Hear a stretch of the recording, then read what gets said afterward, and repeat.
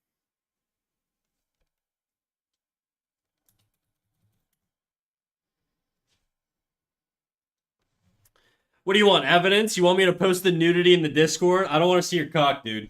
All right, leave it to the DMs and not mine.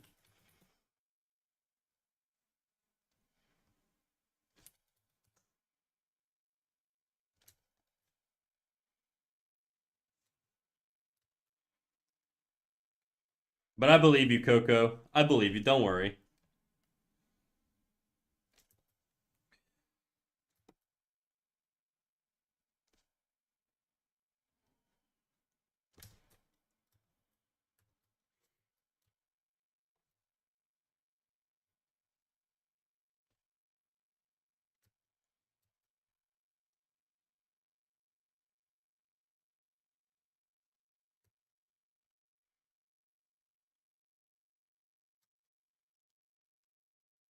That jaw's a little big.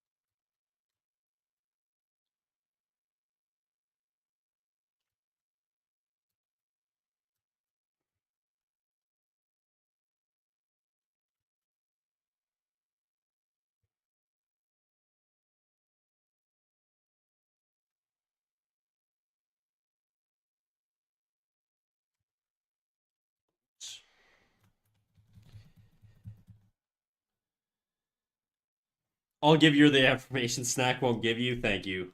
Thank you for being the emotional support the chat needs when I'm bullying them. Okay, chat, I'm almost over this. Don't worry.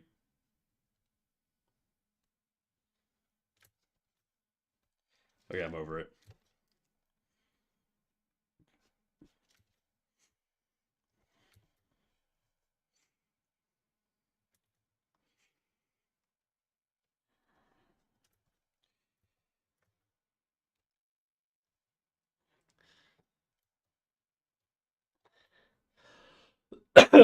Shit.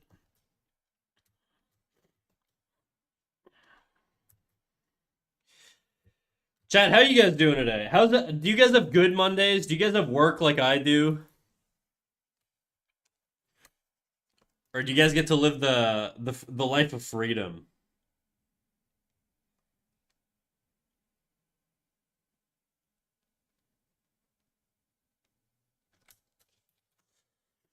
Sup, titty mouse? I don't see no titties, dude. What you talking about? Life is suffering. Glad if we pool both of our money together, I could retire. How's the day for the unemployed? I don't know. I wish I did. Well, kind of.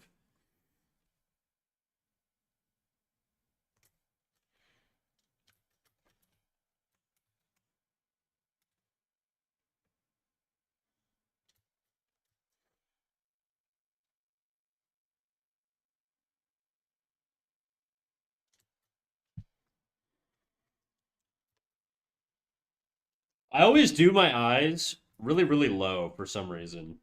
It's not like intentional. I just have like a very bad habit of going too low when I start out on faces. And then I always have to move them up.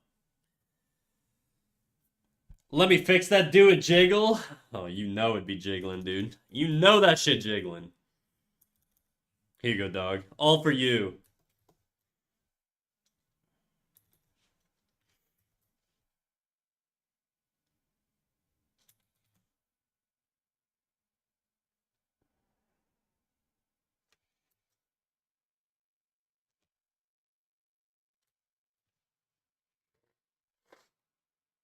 Ugh. Itching towards bigger foreheads. That's probably why I always by default end up having massive foreheads. Like even this girl, I'm looking at her now, I'm like her eyes are still like too low on her face.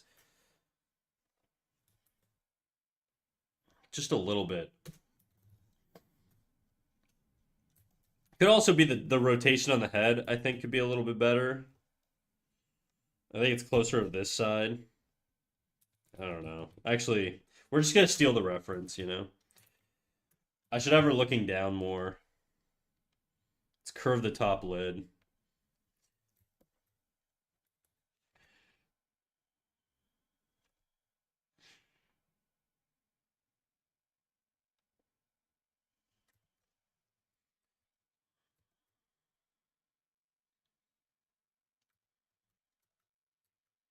Whatever, dude. We'll come back to this. I still gotta do this guy's hands. There's so many things that I gotta do, you know, guys? I just don't wanna. I just don't wanna. Let me clean this bitch up.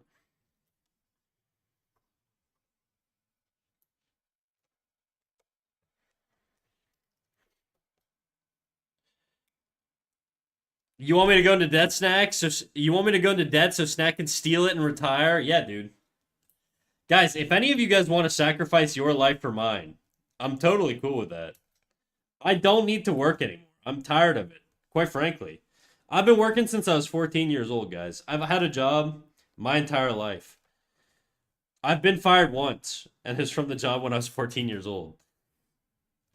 I don't want to do it anymore, guys. I can't do it anymore. Every Monday, it just fucking restarts.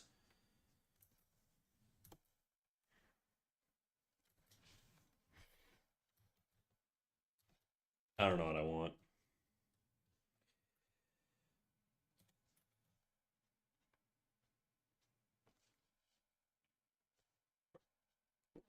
My shoulders are a little high.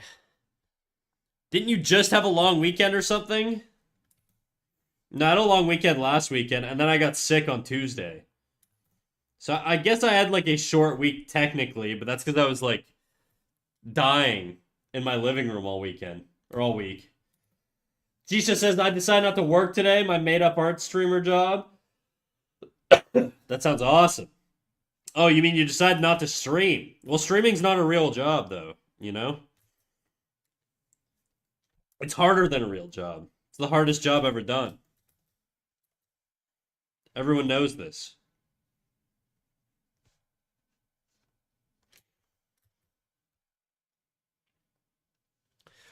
So were you lazy and stayed in bed all weekend? This weekend? I streamed this weekend. Did I not stream this weekend? I'm trying to think. No, this weekend I was sick. I streamed yesterday, and then Saturday and Sunday I was sick. Or Friday and Saturday, sorry, I was sick. And then I mean I'm still sick, but I'm streaming for you ungrateful viewers.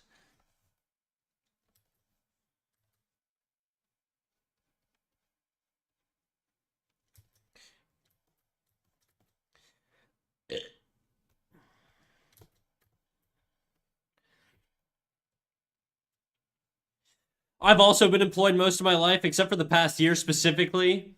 Honestly, my last general manager wanted to fire everyone in the front office, and she just found excuse after excuse to get rid of people. So I kind of expected it, but the experience was so bad that I never want to work in hospitality again, dude.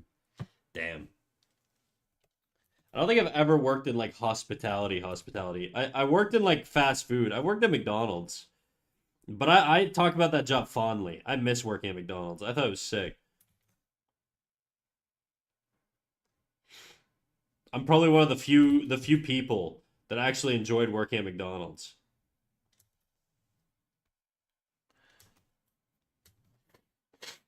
Oh, my bad. I missed him yesterday. Actually, I miss Snack every day. Ooh woo. Shit, dude. Them's kissing words, dude. Jisha, no one takes me on any job. I hate my life.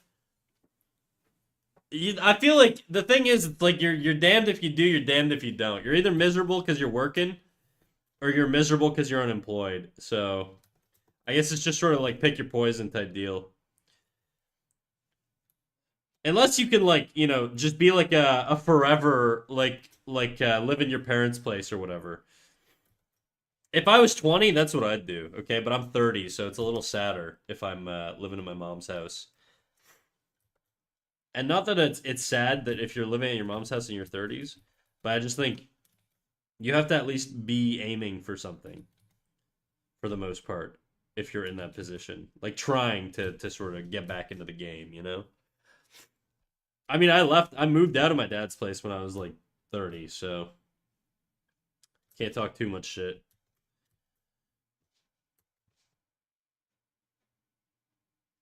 Actually, you know what? Fuck that, dude. If you can live at your parents' place, do it. If you can save the money, go crazy, dog. Don't let my ass guilt you into fucking moving out. Damn, we just can't be happy. I know, dude. I'm waiting for AI to replace my job, dude. I'm telling you. The second AI can do my job, it'll be awesome. If I turn 30 and still live the way I do, I'm gonna move back to my mom and quit. Aren't you chilling though? Isn't your life good, Glad? By all accounts. Oh, so sniffly. Jadu. I hate working shitty jobs. I hate not having money because I'm not working. I hate having to look for work. Nothing about this process is enjoyable. It sucks entirely. I've only enjoyed working for maybe 2 employers my entire life. That's how I felt. I've only really actually liked working at McDonald's, I'm not gonna lie. Beyond that, I've hated like every job I've had. HDMZ, hello. The thing is, I think I worked at McDonald's at a point in my life where I was like fucking miserable. So I feel like that job was like the only thing I enjoyed. I didn't like going home. I didn't like fucking being anywhere but that job. So maybe I didn't actually like the job and I was just sort of like, coping. Who knows?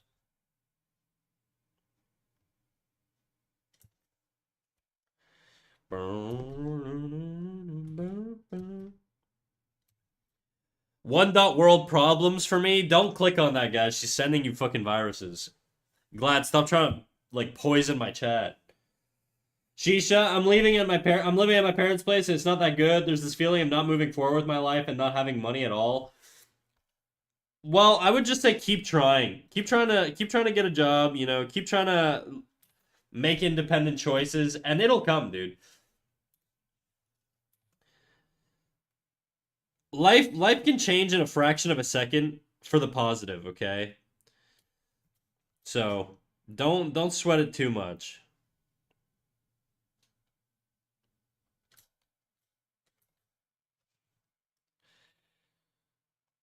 I'm 24 days away from a 2-week vacation. So close, but so far. You should get one of those advent calendars, you know? Bro, I'm so not warmed up right now.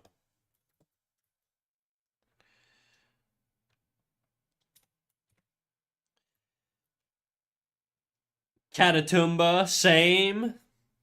What are you saying at? You're replying to Glad. She says, I exist. I exist in comfort, but I don't enjoy it. Yeah, okay. Well, see, I think that too. Like, I live fairly comfortably, but at the same time, I fantasize about living in the fucking woods and leaving the city and just being like a vagabond, a woodland vagabond, you know? It's a little intense.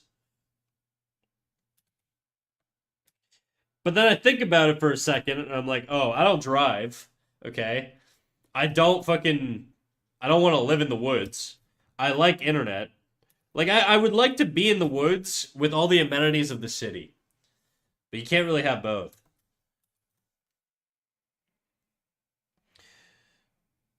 We could start a compound, guys, and become like we could become like preppers or something, you know? Do that stuff where like they build out fucking like a little commune. We could become communists, literally. But like in the literal cool way. Not in the like, Mao Zedong like Stalin way.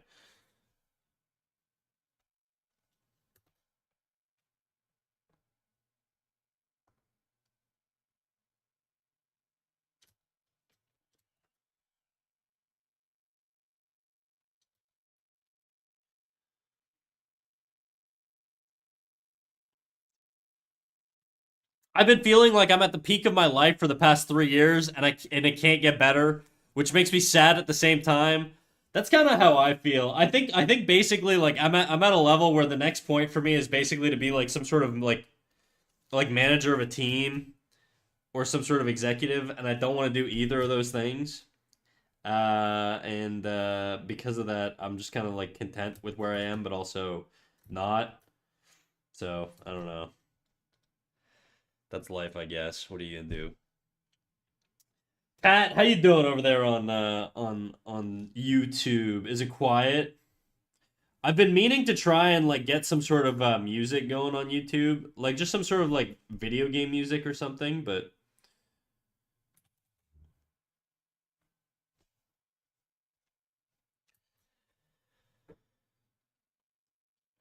if I didn't have cats, I'd move to a one-room flat and quit for a more fun job. Okay, well, this might be a depressing question, but how old are your cats? How long are you going to be a cat mom for? Are you doomed to be like a forever cat lady? Is that your fate right now?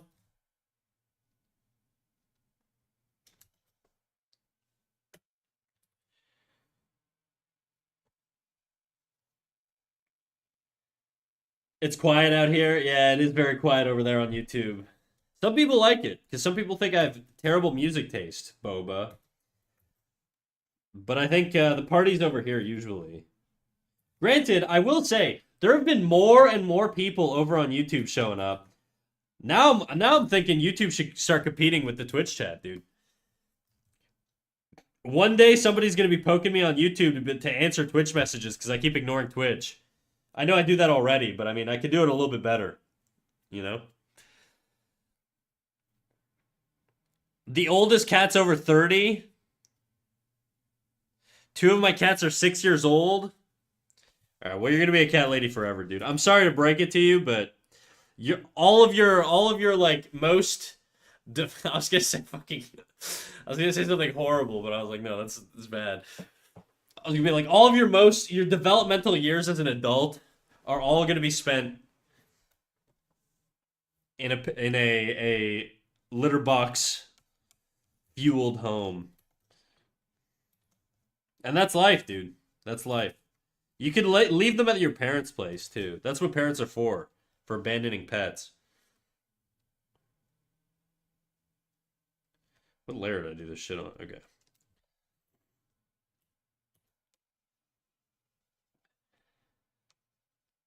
Come on, man. What about the portfolio pieces you were talking about for the animation?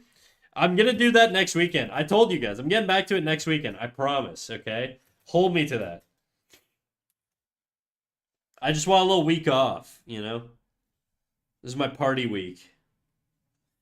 Slim Jim, how you doing, big dog? You so salty. No cat will be able to eat you, mean snag. I'm not a big cat guy, you know? I just don't I don't get the appeal really.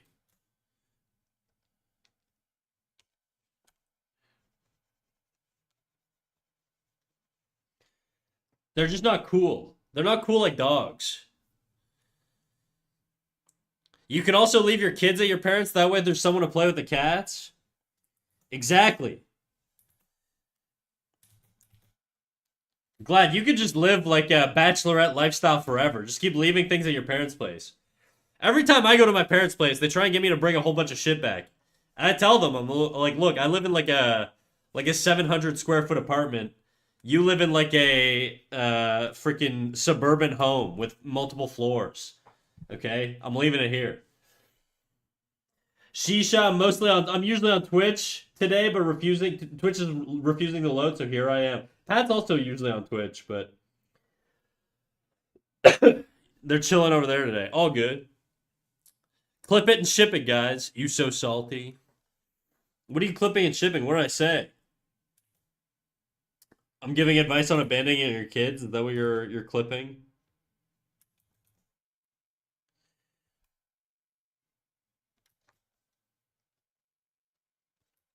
I don't really like the shape of that chin there. It's a little too. I don't like the like going too anime-esque.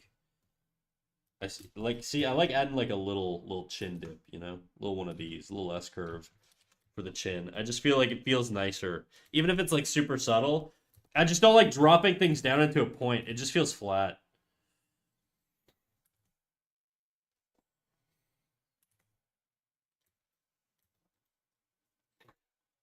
Only mean people dislike cats? Bro, I got news for you. A lot of people dislike cats. I don't dislike cats, by the way. I'm just not like a cat guy. You're not gonna convince me ever to get a cat. I think the eyes are a little too close to the edge of the head here.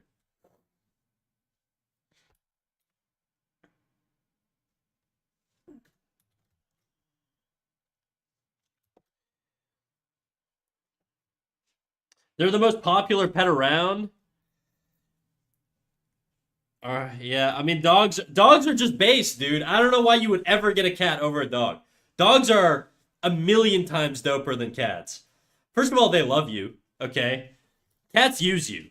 They don't give a shit about you. If you died, they would eat you in like a week. Not even.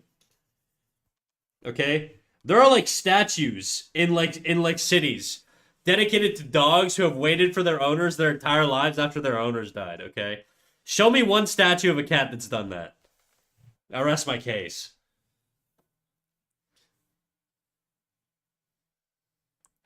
Cats are great on Instagram, dude. I just don't want them fucking pissing and shitting in my apartment. I don't want my place to smell like piss all the time. My dog, well, I don't have a dog, but dogs piss outside. They're based, I'm telling you.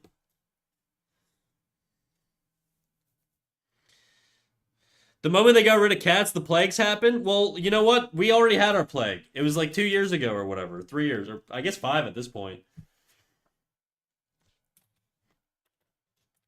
And the cats couldn't do shit to the pandemic, so. Look, I know I recognize I sound like a big fat cat hater right now, and I'm not. But I just think cats are very overrated. I'm not into cats nearly as much as some people are, clearly. I don't know what I'm doing with the hair here.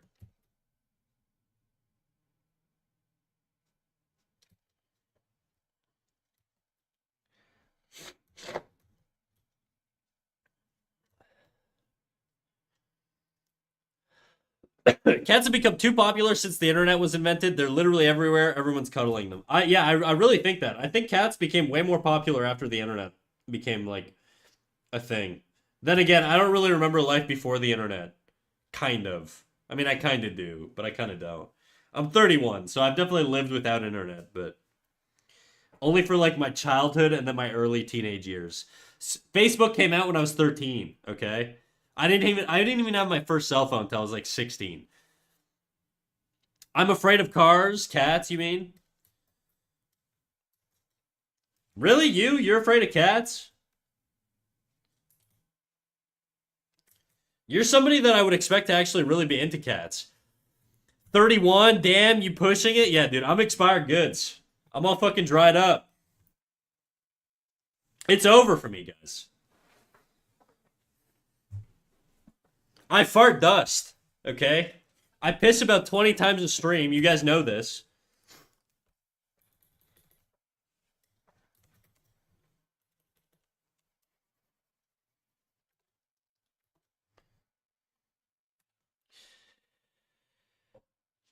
I'm afraid of most animals, to be honest. They're unpredictable. Dogs are pretty predictable. Unless you live in like fucking like Peru or some shit, where they just roam the streets in like wild packs.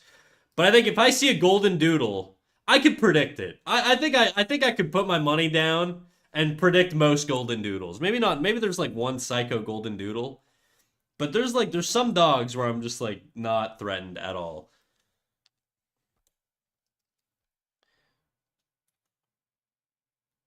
Little Peru, I don't know, just some place where there's fucking like wild packs of dogs roaming around. You know what I mean?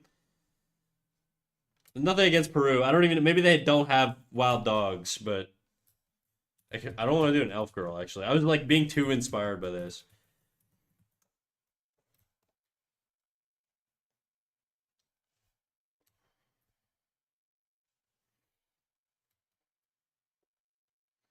Maybe it's because I've never had pets. Oh yeah, that's definitely why, dude.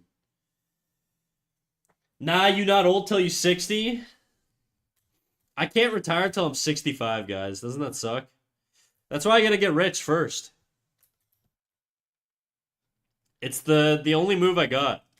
Yeah, I'm gonna switch some of these proportions up. I either make the head bigger or everything else smaller. I think I'm gonna make the head bigger because this head's bigger, this head's bigger. That head's a little big now. Still a little big.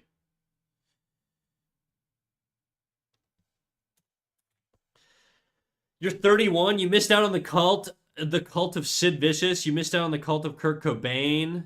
Kurt Cobain. There's Kurt Cobain. Is that like a pun? All that's left is the cult of Jesus. I'm 33, so you'll be the oldest person on Earth. Wouldn't that be crazy if they invented like some sort of like medicine that de-ages us? And the millennials are the oldest generation on planet Earth. Wouldn't that be so sick, dude? We'd be called millennials and we'd be like eternal. It'd be like the most perfect thing ever. It would actually be like the plot of a movie, dude. I'm telling you.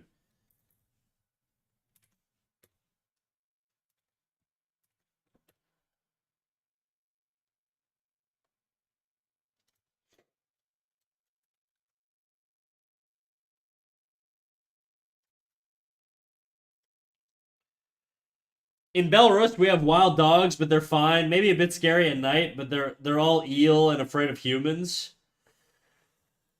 I don't fuck with wild dogs, dude. That sounds scary. All I know is we don't really have wild dogs are not really a thing in Canada. If there's a wild dog, it's getting like kidnapped by like some white family and fed like dog food for the rest of its life.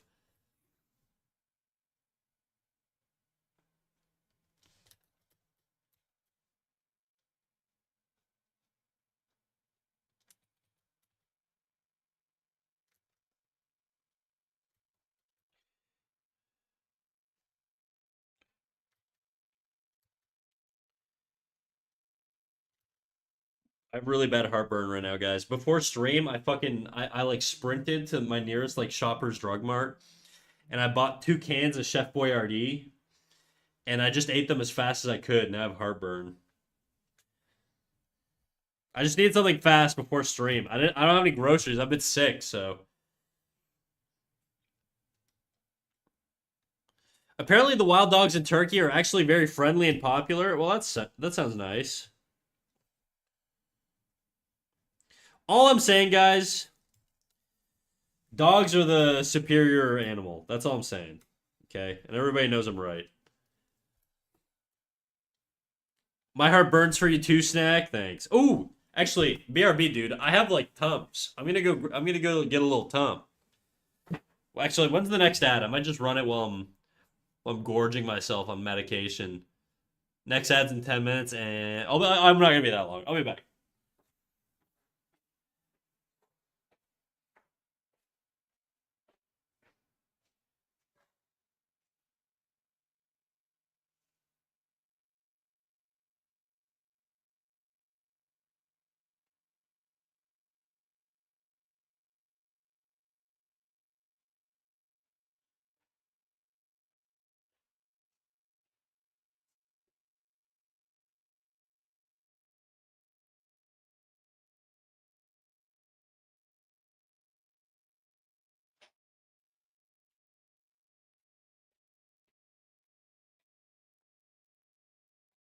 Can you overdose on Tums?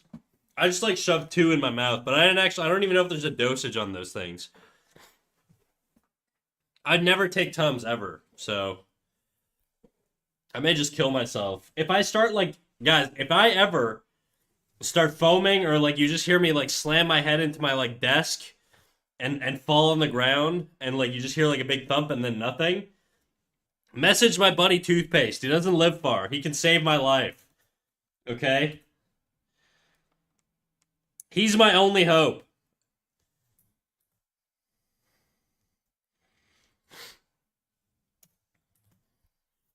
I'm just giving you get what? I'm just giving you guys the contingency plan, okay? If ever I die on stream, I'm 31, dude. I could die at any moment. E-Rake said it, dude. I'm old. It's over for me. It could happen. My time's come, all right? I'm sick every fucking month at this point. Wild dogs are chill while you walk your dog near them, then they need to prove that your chihuahua's weaker than them. Yeah, I don't want to get my chihuahua turned into a 2-bite brownie by some evil dog on the street. Some homeless dog. Get a home, dog. Leave my house dog alone. Don't worry, Snack. We clip that and make it eternal. Look, if I do die, I hope I'm eternal. Okay, I hope in some way. Actually, I don't really want to be turned into a live leak. I don't just want like a fucking like the sounds of me just like gurgling in the background. That's my final moments for everybody to watch. That would suck. Anyways, hopefully I live forever. That's my other plan.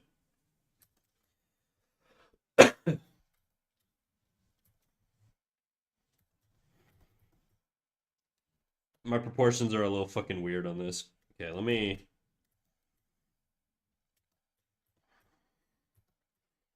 That's an ASMR I would enjoy. You can't make me laugh, dude. It hurts.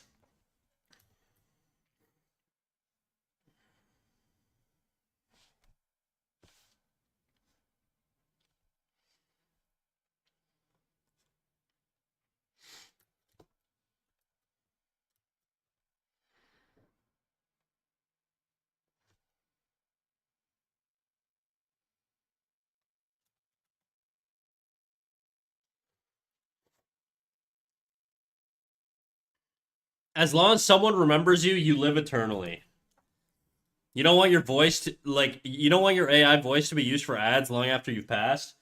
I mean, honestly, guys, if you can make money for my family after I'm dead, you can use my likeness for AI. I don't care. I'm dead. What the fuck do I care?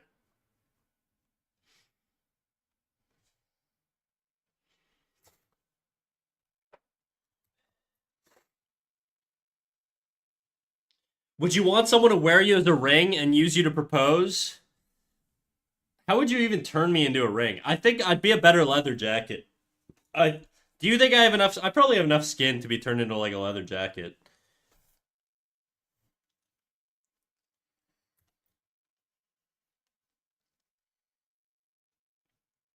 There's this guy on YouTube who turned his uncle into a guitar. His uncle gave him the rights to like his corpse after he died. I guess he lives in a state where you can just do that. And he turned him into a fucking like electric guitar, which is kind of sick. His like spine is like the shaft of the guitar, and his rib cage is like the whatever the body is. I don't know shit about guitars, but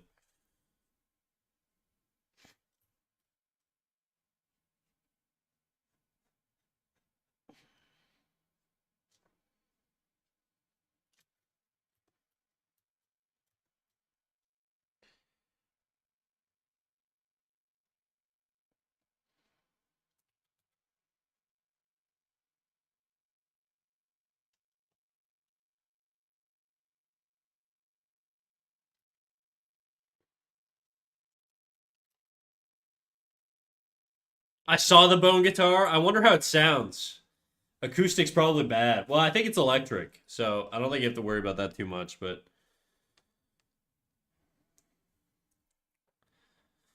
that's pretty metal, I know. It's crazy.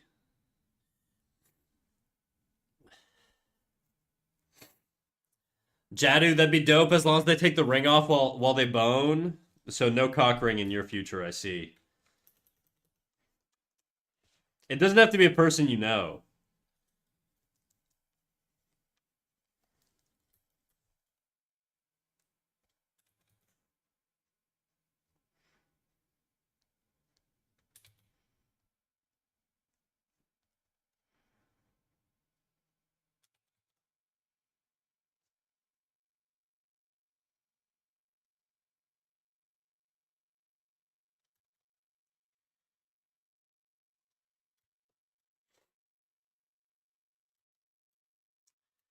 You could be turned into a ring if you're cremated into ash and then they take carbon from those ashes and pressurize them into a diamond. That's kind of sick, dude. I think I would like to be turned into a diamond that's used for like illegal activities, or like mining. I could be like a real life diamond pickaxe. Doesn't that sound sick?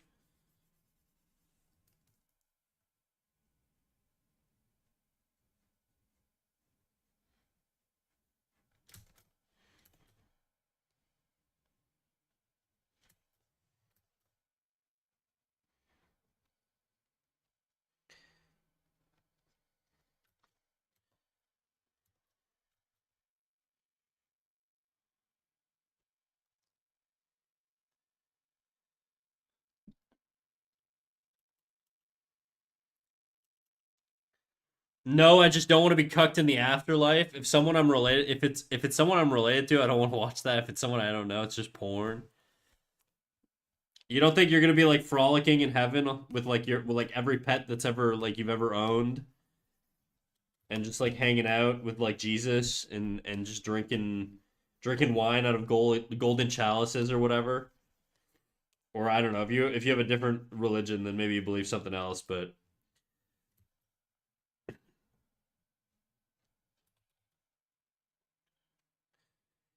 the concept that like your relatives just when they die they just like fucking watch you sounds so boring.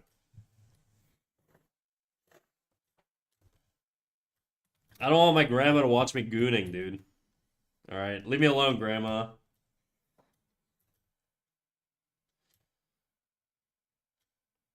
I think this angle's a little off.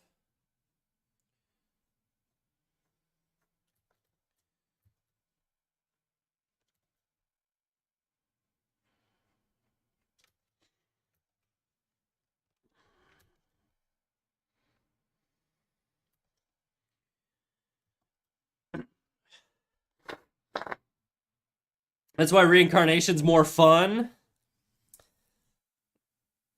I don't want. What if you're not reincarnated to like a person though? You know, what if you're like a horror? What if I'm like a fucking worm or something? You know, like the whole like what if your girlfriend gets turned into a worm thing? But like that's your life now. I won't lie. If I made it to heaven, I'd absolutely have a series of critiques for God on how he left things down there because boy, this shit is crazy. He would just touch your forehead with his divine finger, and you would understand everything now, and it would all just make sense to you. And then you'd be like, you would be like, I get it, you know. You'd have that Danny DeVito gift me moment. I think this is more rounded back here.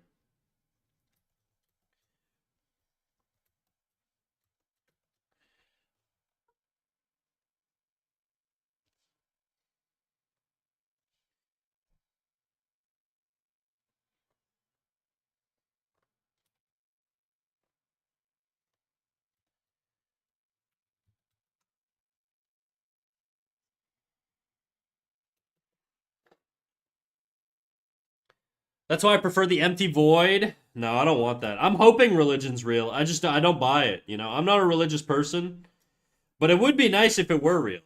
You know, I think I'd still be in. You know, even though I don't worship or whatever, I think I'd still be in.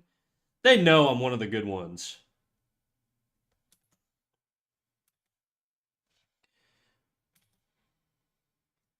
If God's real, he'd hook it up. He'd hook it up. I know he would.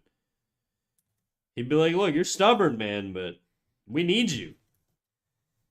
You're my top guy."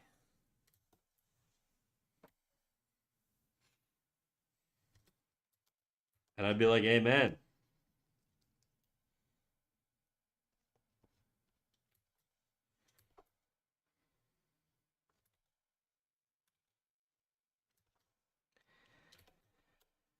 Ooh.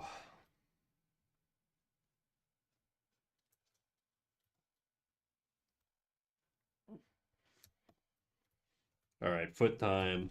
I hate feet.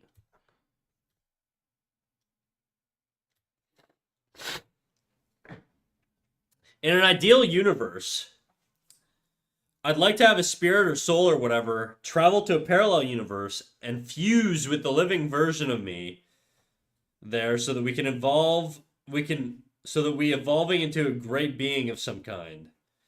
Like a super Jadu, if you will. You want to do a little fusion dance with a parallel version of yourself?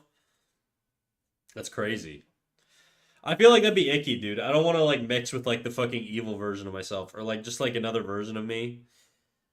Ads. Reincarnation is a cultural thing for me. I don't necessarily believe it, but I don't not believe in it either. It's just something nice to think about. That's true. I assume we're probably just all like part of some collective consciousness. I genuinely I've thought that since my stoner days, and I still kind of think it. You know, a parallel version virgin? No, that's you, dude. Not me. I fuck in every dimension, dude.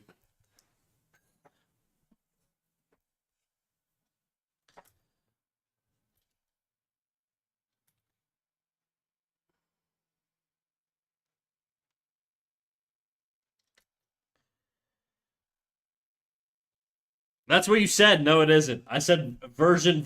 I said the same thing twice. Version. Freudian slip or whatever. No. Only for you right now. You're exposing yourself.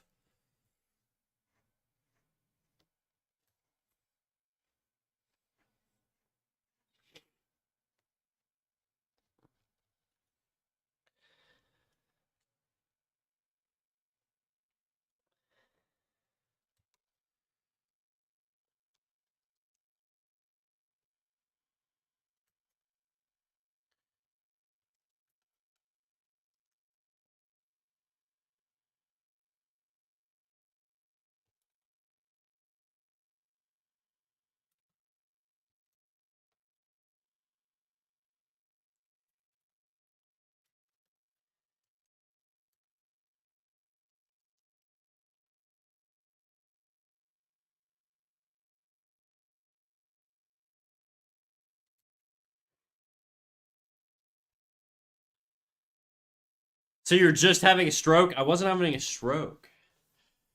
I just said the same word twice. It made sense, dude. And look, you just got to improve your English. That's all. Okay, it's not my fault.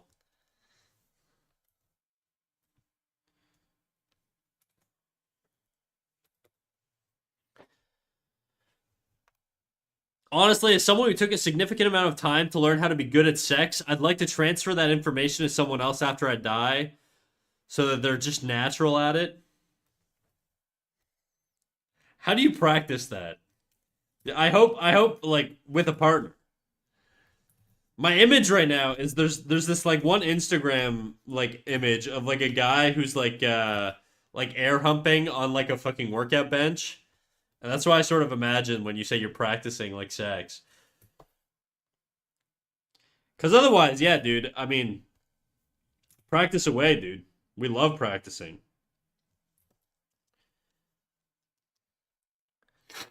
Does a cancer cell have a soul? Wow, so mean today. You called me a virgin. Not that there's anything wrong with that, by the way.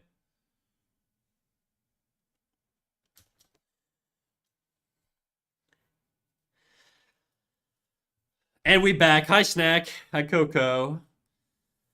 I feel like religion started as something to explain unexplainable events, but of course it's always used to manipulate people. That's true. That's true. I do think like I don't know. I don't know, dude. It is very coincidental that like across the world, without the need for internet or anything, we all kind of like somehow believe in a higher power of some kind. It's very convenient, you know? Makes you wonder.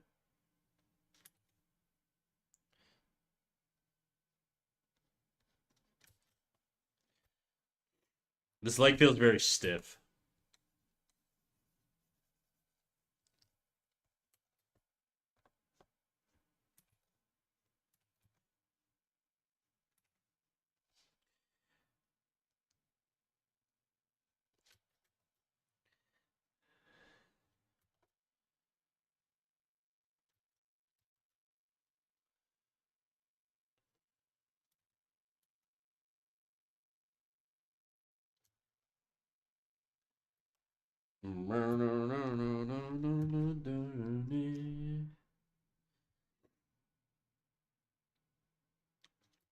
I'm wondering, I think the perspective on this is a little more tilted down. It definitely is. You can tell by like the curves here, which means I gotta fucking change the angle on this foot. I think my foot's a little long.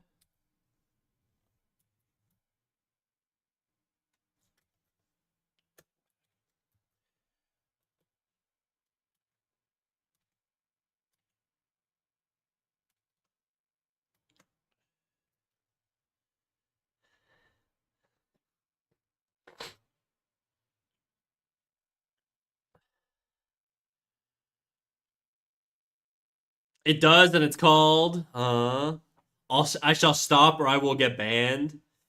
I don't know if I've actually I banned one guy for saying something mean once, but I think I'm pretty tolerant to a fault when it comes to like people saying insane shit in chat.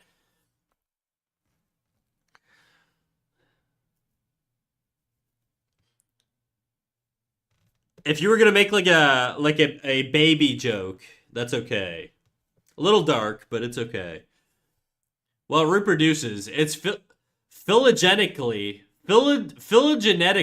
a dog. It's definitely a living thing evolving in its own fucked way. But yeah, probably no soul. Do you guys think we have souls? I want to say snack. Snack. It does, and it's called snack. You're calling me a cancer? I hope I'm a cancer, dude. I hope I spread all over the internet, everywhere. I hope I'm fucking super carcinogenic. Maybe the new Mr. Beast.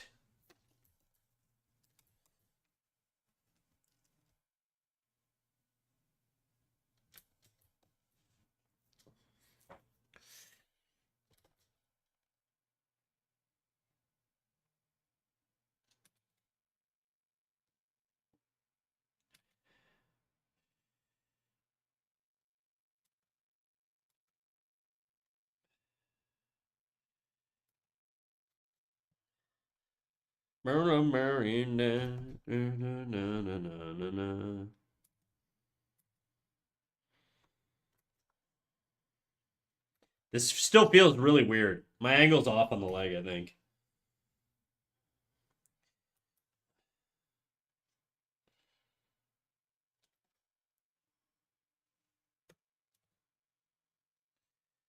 And the foot doesn't follow the gesture very well.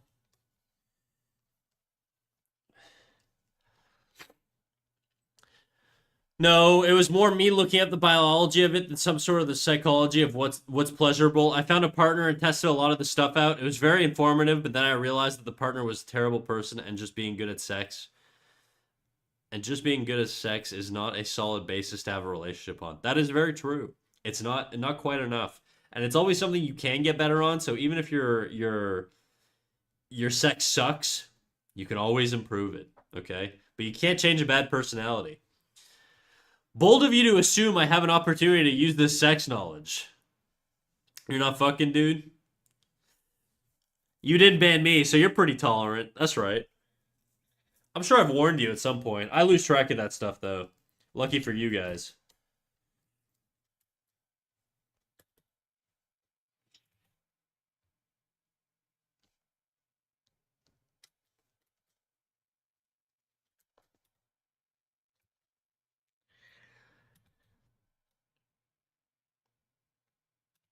I'm fucking my life snack, so all good.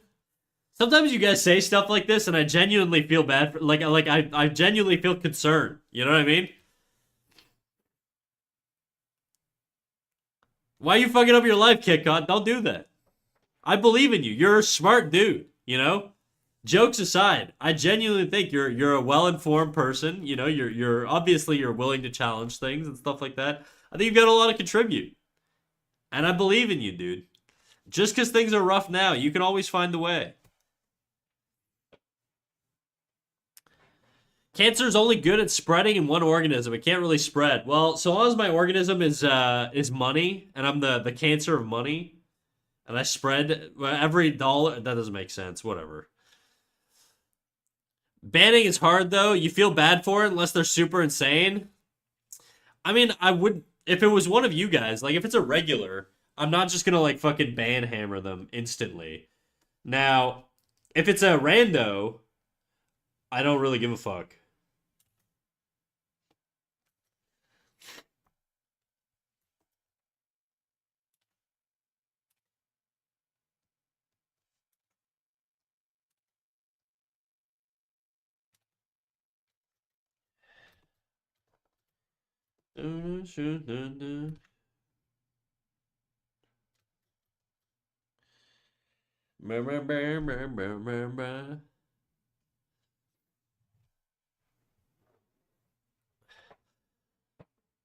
I'd argue that there are some ideas that are cancerous in nature, and those spread way faster, unfortunately.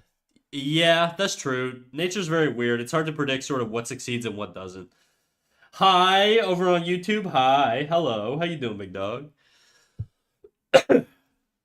People define the soul people define a soul the way I define the rules that define how we process information. Call it what you want. I think people get soul quicker than a process that mimics our way of processing information. I mean, that's just sort of like consciousness. But like, in which case, it's not like an objective, like weird spiritual thing. It's just like a degree of, because like we don't really know to what degree other animals are conscious. We could just kind of speculate. Like, I don't even know that every human on Earth is as conscious, or that I'm as conscious as other humans on Earth. You know, like, I'm not saying there are some people that are like closer to dogs or anything like that, but there are degrees of consciousness and understanding of reality that there are just that just doesn't carry over from one person to another. If one person just has a worse grasp on like life in general or their understanding of reality in the world, does that make them less conscious or less valuable? I don't know. It's like consciousness is like, to me, not necessarily. It is like technically what we would consider, if you're non-theistic, it would be what you would consider probably the closest thing to a soul. But yeah, it's not black and white most of the time, unless they're just throwing around slurs. Yeah, glad. Don't be slurring in my chat again. I laughed unreasonably hard at that. Contagious cancers, while rare, do exist in the animal kingdom. Nature's fucked like that. Look it up. I believe you. I feel like well-informed. We're with a well-informed and a weird shit implication. No, I don't think so. I think you sort of, you obviously are like informed about like geopolitics to a degree. I don't know, like, look, some of you guys could be like schizo lunatics that believe in like QAnon and like Pizzagate and shit like that. Okay, well, Pizzagate's a bad example because there is like apparently an elite pedophile ring going on right now, but you know what I mean. I think I think like I don't know. I think people who are very tolerant of sort of ideology and ideas and stuff like that. On the one hand, you can get very carried away into thinking some crazy shit, but on the other hand, you're very tolerant and open to like sort of every idea. So you're more likely going to get you're going to put yourself in a position to have more exposure to unique ideas, which I think is just going to help you be a better informed person. If you can sort of like keep yourself on the rails and not go too crazy and just sort of like let yourself deep dive into conspiracy schizo shit. If you start doing stuff like that, then it's like that same personality type can get really like loony very quick, I guess. Because I kind of feel like I'm like that in a little in a way. Like I'm fairly tolerant of like a lot of ideas. Like it wouldn't really matter, like, like from the most extreme radical shit ever. I'll probably hear them listen. Like I'll hear them out, because to me it's interesting. It's not like necessarily tied to my personal beliefs. Worst case scenario, I'll come out of it and I'll be like, huh, what a lunatic, but that's it. Whereas I think a lot of people get like very emotionally reactive to certain like views and things, and I think it's not a bad thing. It's a very normal human thing. I'm not very reactive to stuff like that. So I feel like for me, I tend to I don't know I don't know, I value that sort of trait, that ability to sort of be neutral a little bit, so long as it's not like but doesn't border too much on apathy. But you do need to be a little apathetic to things, I think, to be that way. I don't know if I would put consciousness and a soul at the same level. I'll put them as some kind of separate thing because there are people with consciousness that do not have a conscience, which is more akin to a soul. I like sociopaths, for example. They just don't have the empathy that makes them feel soulless. Okay, that's an interesting topic, I guess. Because, like, I don't believe in souls, okay? I mean, it's weird to say I believe in consciousness. I think it's just sort of like a thing, I don't know that, like, you could really disbelieve in it, you know? I feel conscious. Therefore, when I see another human, I assume they're conscious. Like, I assume you guys are conscious. I don't know you are. You guys could literally be bots. I am talking to an electronic chat right now. Okay, I've never met any of you in person. So the odds of you guys being, like, real is lower than somebody that I would meet on the street, I guess, but not zero. But, I don't like believe in souls, and I think sort of like morality is a whole like subjective thing, right? Like I think and Chad, we've talked about like morality and sort of like ethics and stuff like that. And I think you could be like a sociopathic person while also still being a moral person. I don't think the two are like mutually exclusive. I think like you could be one without the other and vice versa. Or sorry, I think you could be both at the same time essentially. But like I think of it'd basically be like the equivalent of being like lawful neutral, I guess, would be the or I don't know. Like my idea of like somebody who's sociopathic but is also moral would be somebody who has like strong codes for their behavior and stuff like that.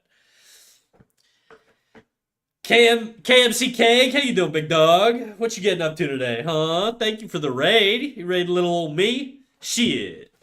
You raid little old me? God damn. Well, welcome in, dude. Big Tibby Mouse. Oh yeah, dude. This shit jaggling, dude. It jiggles like crazy. All right, give me a sec. I'm gonna give you a little shout out because my mods are on vacation right now. Fucking, I've been just soloing at this for the longest time. I'm no longer pampered. Shout out KMC, Kaggy. How you doing? What were you up to? You were up to art. Oh shit, KMC. Were you Dwan, big guy? You want to share anything? Oh, they aren't a permanent part. No, they're not. I'm not a default fat titted mouse. I don't even know why that went away. I don't think I pressed a number. Oh, it's you know what it is? It's when I press the one key to do the exclamation mark for the shout out, it gets rid of the tits. Because when I hit the number 7 key, is it 7? I always forget. I think, yeah, when I hit the number 7 key, well, right now it's just typing into the fucking, there you go. When I hit 7, it brings the boobs back. I think. Are they out right now? Yeah. Thank God the tits are back. I got scared for a second. Well, this is the issue, dude. Sure, I could grab some screenshots. You were doing anatomy studies? Oh, let's see it. Let's see it. Well, here's the thing, dude. It's Jalactic, sorry. It's getting to the point where fucking everybody just thinks I'm like a dude with tits. Okay? So I feel like I gotta remember to not always have tits all the time. Why is my guy not talking? There we go. I feel like I gotta remember to not have tits sometimes. Because people come in here and then they see me without them and they're like, I didn't even know that that was an option. And I'm like, that's the default. But, oh, hell yeah, dude. All right, let me pull this shit up. Very nice, dude. We've been doing some studies too. I've just basically been stealing poses. Well, maybe not this guy. This guy's kind of my own. But a lot of the, well, actually, that's not true. He's a mix of poses. Where is your Control V? Where did I paste it?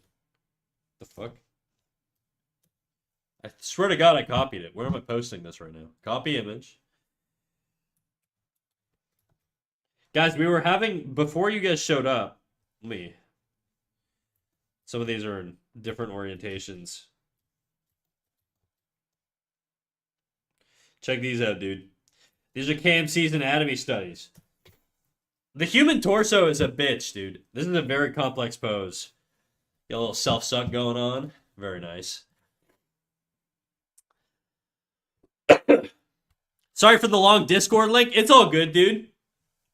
It's all good. I appreciate a long Discord link. It makes it easier to see in chat because I miss everybody's messages. Apparently, chat likes to remind me all the time how I don't read their messages. So the longer, the better, and the purpler, the better too. But yeah, how you doing today, dude? What made you raid into my humble little community where we were talking about the morality of sociopathy and whether you can be moral and a sociopath at the same time? And I say yes, damn it.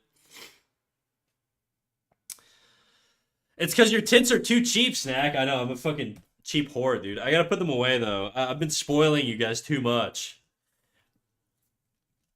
Well, look, KMC, if you wanna shout yourself out a little bit more and you want to share a link where people can find more of your work, you're more than welcome to drop it. You're more than welcome to drop it. Drop your little Twitter link, your Instagram, Blue Sky, Rule 34. Maybe not Rule 34, but you could do whatever you want, you know? Ha, I also miss them all the time for my chat. I thought your PNG tuber was cute and you were doing something similar to what I was working on. Oh yeah, basically. More or less. We're just doing like reference work today, mostly. I don't do a lot of reference work normally.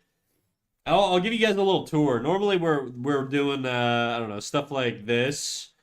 We're doing stuff like, well, this is like not really anything right now. This is some animation that's not done. This is some other random shit that we were doing.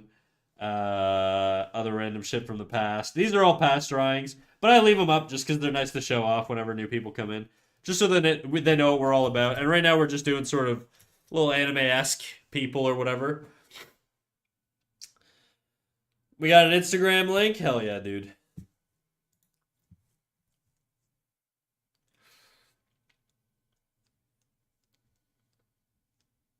Very nice, very nice.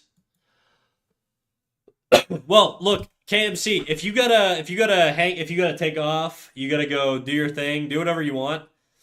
If you want to hang out here, more than welcome to. No problem. I appreciate you raiding me, dude. And yeah. Yeah. Thanks. An anonymous gifter gave KMC a sub. You guys. Aren't my chat the sweetest when they're not like hurling horrible like the like derogative terms at me and making me feel bad for my age and you know, and calling me cancerous and being nasty to me in a bunch of different other ways. They give me money though, which makes up for all of it, guys. That's the trick, okay? They're what now? I should have known. An anonymous gifter just arrived. How you doing, anonymous gifter? I mean, Otter Oxenfree. What's up? I also missed a highlighted message earlier. I know it's very ironic because I said I missed messages, and then Coco highlighted it. So I'm gonna scroll back up and read it. I know Coco's over there like fucking steaming in their chair. All right. Consciousness is weird to think about. It's kind of impossible to draw a border around what defines the way you process information. So I tend to think everything has a level of consciousness, including the left side of our brain or our pinky toe. Yeah, I don't really agree with that. I think like it's pretty clear like it's in the brain. Like if I gave you the choice, Coco, between like chopping your head off and fucking like choosing between keeping your head alive or keeping your body alive, I feel like you would choose your head. Cause like your body is just like it's not like you. It's not where you would like identify you, you know? But I'd say it's possible to have a morality without necessarily having empathy. I think a sociopath could logically reason that if they're nice and kind to people, then those people are more likely to be nice to them, and that's in their own best interest. Yeah. But the thing is, that's just like altruism too, right? It's like if I give money to like the homeless or to like a charity of some sort, like how is that action any different? Like whether I do it for like the gratification of doing a kind thing or I do it for the gratification of people liking me, the action is still like a morally good thing. Like I feel like, you know, like the outcome is really what determines the morality. I think the intention can play a part in it, but I think the intention is like secondary in a way, I guess. Unless the intention becomes amoral, right? Like if the intention is to like manipulate or something like that, but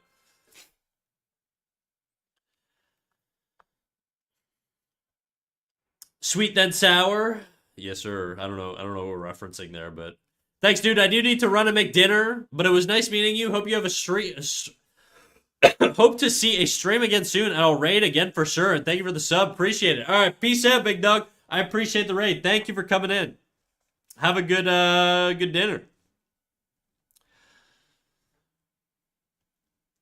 We were nice, Otter. What are you talking about? They're what now? Are you lying to me, my queen? She's always lying, dude. Don't trust her. Never trust a sculptor, dude. I was giving him back the energy he gave me, all balanced. I was being nothing but kind. Okay, that's justified. Thank you for the 2 bits, Otter.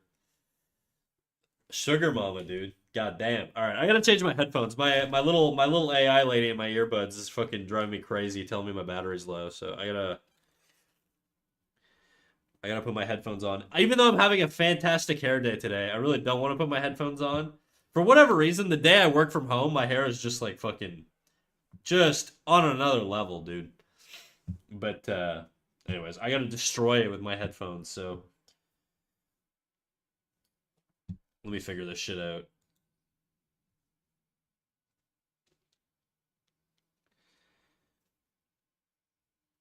Now say 2 bits in a French accent. 2 bits. I don't know. 2 bits.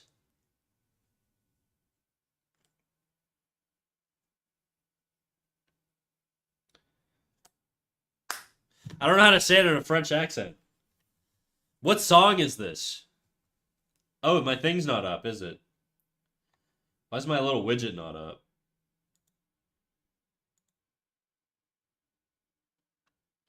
Let me restart. There you go. It's called Paper Moon by Tommy Heavenly Sick. Something tells me that's not the original artist, but you know, whatever. Ugh. I'm gonna get a toilet paper so I can blow my nose. BRB, guys.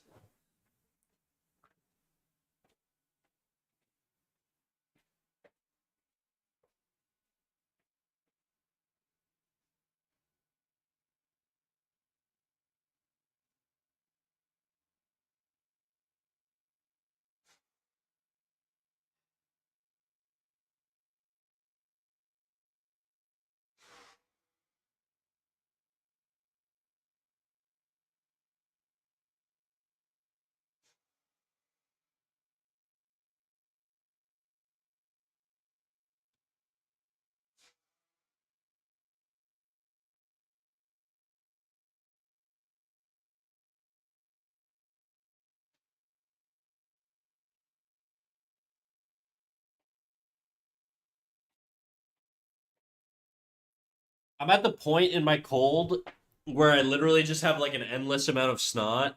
It sucks. I don't even feel that sick anymore. I mean, I do feel a little sick still, but it's not like terrible. But God, I'm a fucking snot machine right now. Yeah, snack. Say that. That's what I paid for. What? The sugar mama thing? Thanks, mommy. Brain, but someone can get brain damage and still have a personality, so evidently you don't need the entire brain for consciousness. Likewise, you wouldn't why wouldn't you include the spinal nerve as brain? Because I mean, there are people who are brain dead that have like their spinal column like active still, but they're not like alive. They're like they might move and do like weird fidgety stuff, but they're not like I would argue they're probably not conscious. I don't know. That's a weird one. Brainstem stuff is weird, but I'm no doctor, clearly. That means you have to show your hair to us. We the people who care snack. No, I could never, dude. I could never. You guys would give me way more money if I did that. And I don't want to rob you guys poor. The only mod I like here, you don't like Boba or Dave?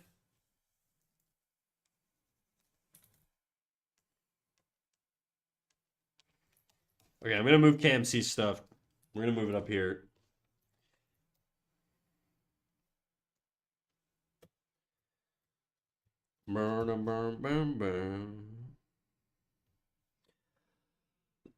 I hate Boba actually.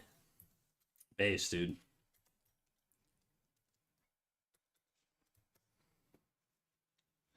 And who's Dave? Some other dude. I think this is the Soul Eater OP. It is. No, not the Boba hate. That's right. Get his ass, Glad.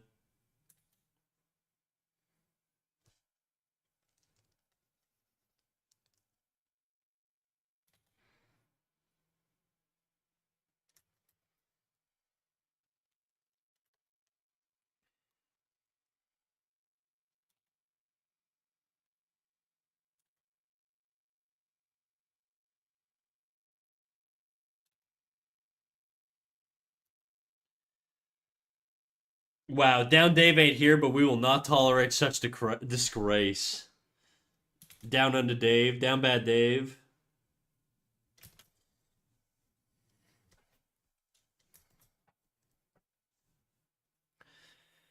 Without Boba, we wouldn't have the mouse tits. That's true. You wouldn't even have a PNG tuber. I'd still just be like a silent voice, like I was in the past.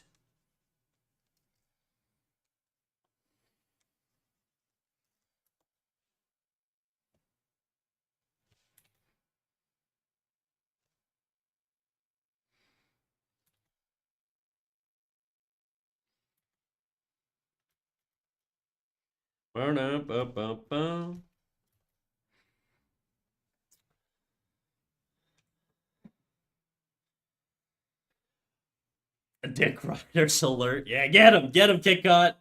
Don't stand for this. Don't stand for this camaraderie. Ruin them.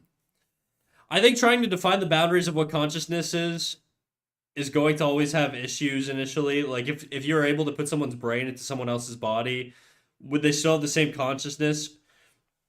Or like in the case of twins, since they're biologically identical, would they have the same consciousness? If not, then surely consciousness isn't a physical thing. I think in the case of swapping bodies, like if I put my brain in your body, Jadu, I'd probably still be me. I would imagine. That's my view on it. I think it'd still be me. It'd be like a little weird, I guess. Like when you get like your teeth cleaned or something, and then you're running your tongue on them, and it feels weird because you're not used to that feeling in your body. That's probably what it would feel like to be inside of you. No homo, but that would be my guess. As for the sort of like twins, I would imagine their consciousness are like completely different because they have two separate streams, right? They're born differently, and then their consciousness, even though they're kids, like you don't remember much from when you're a kid. And I think a lot of your consciousness is sort of a collection of just experiences that one individual goes through. So my view on that would be that two twins having lived different lives are two different individuals with different consciousness. Now, if you could somehow make them live the exact same life where they experience all of the same things at the same time from the same perspective, would they be the same consciousness? Probably not still, but they would be pretty damn close to like the same, I guess. I don't know. That'd be interesting, but that's not really a thing you could test. Without the cute mouse, I would have never checked out the stream for real, for real. That's not true. I know that's not true. You've known me since before I had the PNG tuber. I'm pretty sure, unless I'm wrong. I feel like I've known you for so long, but I don't know. Maybe that's not right. Glad, how long have I known you? Glad, do a follow age so I know how long you've been following me for.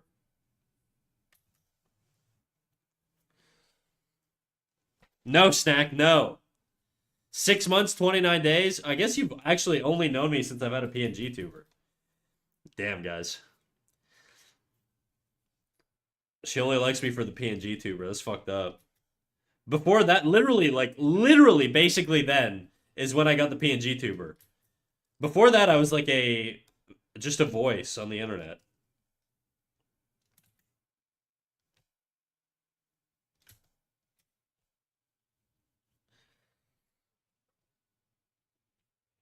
4 months, 4 days. Kick on. I know you unfollowed at some point.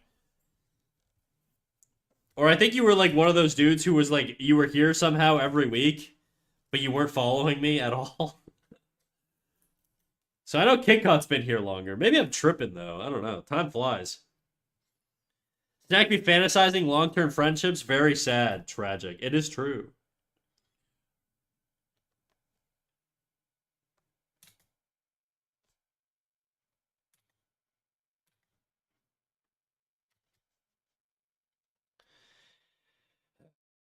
This looks weird.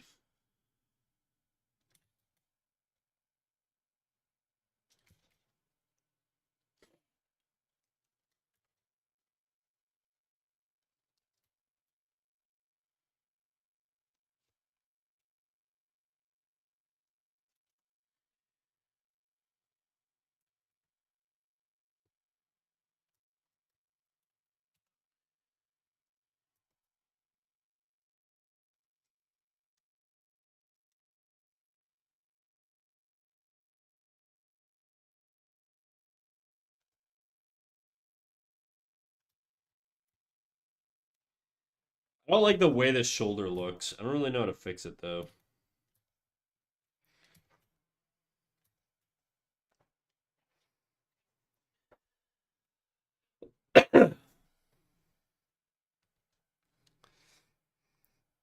Get wrecked, noobs. Damn, you've been following me almost as long as I've been streaming. No, that's not true. I've been streaming since May of 2024. How long is that? It's a full year plus what? Six months? Year and a half? something like that.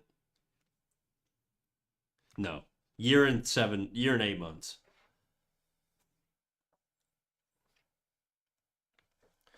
How long have I been following? I've not been following this channel ever. Get wrecked.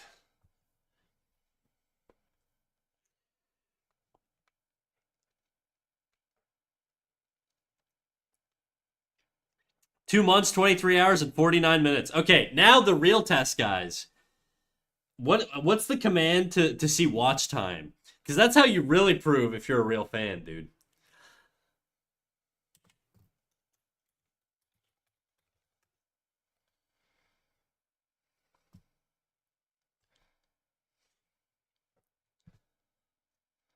Okay, 8 days. 8 days. 5 days. Uh-oh. Uh-oh. We got rank 2.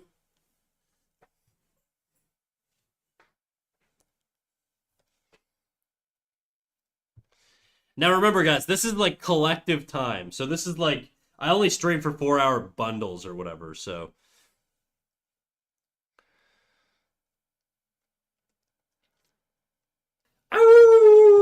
Snack's biggest hate watcher is himself. That's true. Fuck. KitCot, thank you for the follow. Welcome to the Wolf Pack.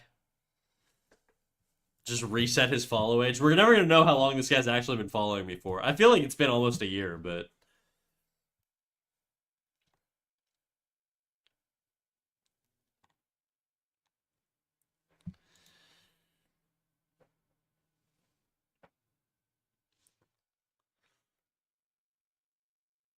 please, you broke my fucking thing, KitCut.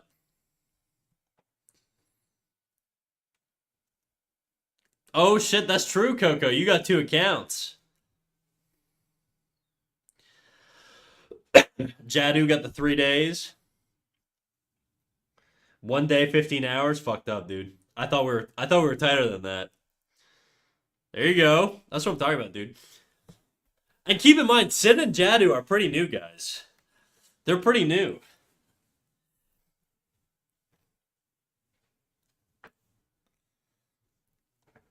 The only time I'm not watching stream is when I want to leave to watch anime. I respect that. I'm second to anime always. Still number one? I no, Boba's for sure probably number one. I don't know where he is, but whenever you know what'll really determine who's number one is when the year recap comes around. Every year Twitch does this thing where it gives you like your yearly recap and it shows me all of my top watchers. It like ranks out a bunch of statistics, same way like the Spotify recap does and all that shit. That'll be fun.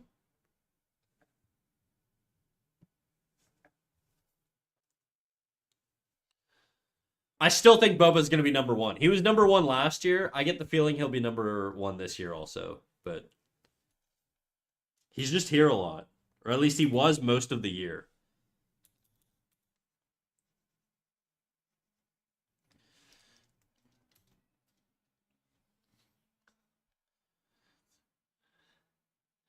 I think I joined around the same time as Jadu. I think you did, yeah. You guys are both probably the newest regulars.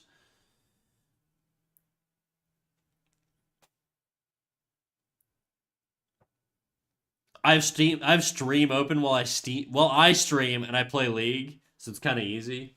That's right. She just passively farms. Okay, she's not even watching me. She doesn't get me like you guys get me. You know, it's all filler numbers. You know.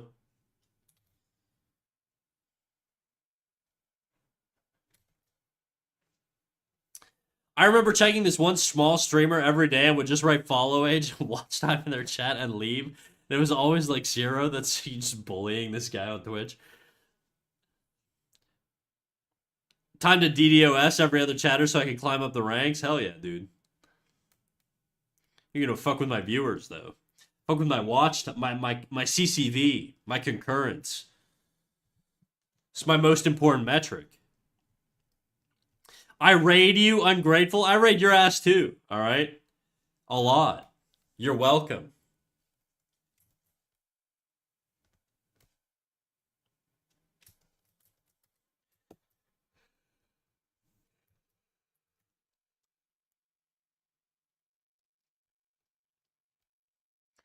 I watch Snack even when he ain't streaming. You aren't the real ones like I am. Damn.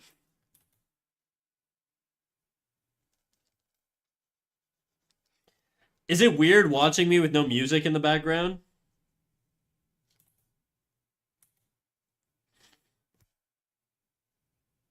I feel like it would be.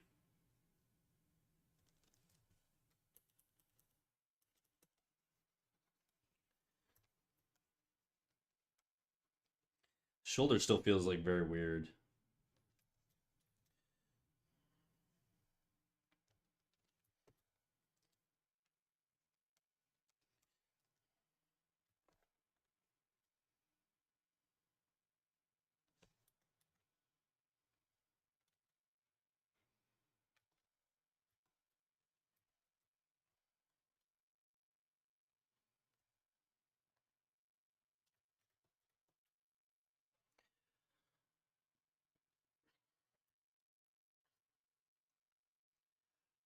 Watching from the crack on Snack's wall. Yeah.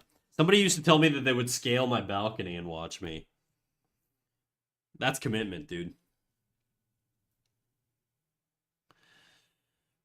I never watch past broadcasts, but people have always told me they do. It just feels odd. I mean, I guess it does and it doesn't. I I've watched some long ass YouTube videos that might as well just be like fucking a broadcast of some kind.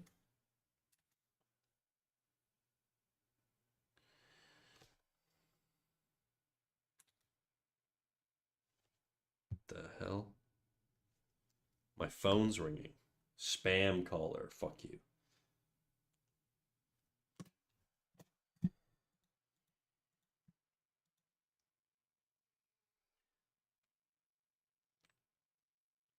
The one time you forgot to play music, it was pretty chill.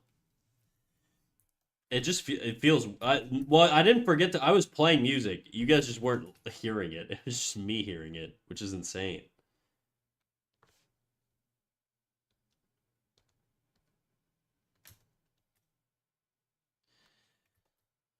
My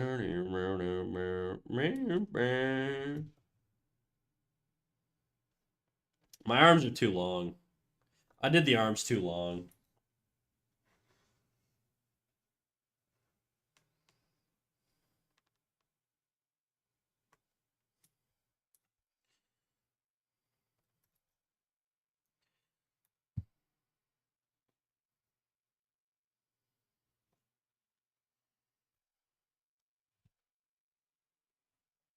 Silent stretches of nothing being said and stuff. I feel like I when I re if I well I don't rewatch my VODs often. I do if I'm like looking for something, but every time I do notice that I talk quite a bit, and I always try and check like that I am sort of like talking as much as I can. There are obviously times where I'm just sort of like locked in, but in general, I think I try and talk as much as I can. Okay, I got to snooze though. Good night. Love you all parasocially, of course. It's the greatest form of love. Everybody knows that.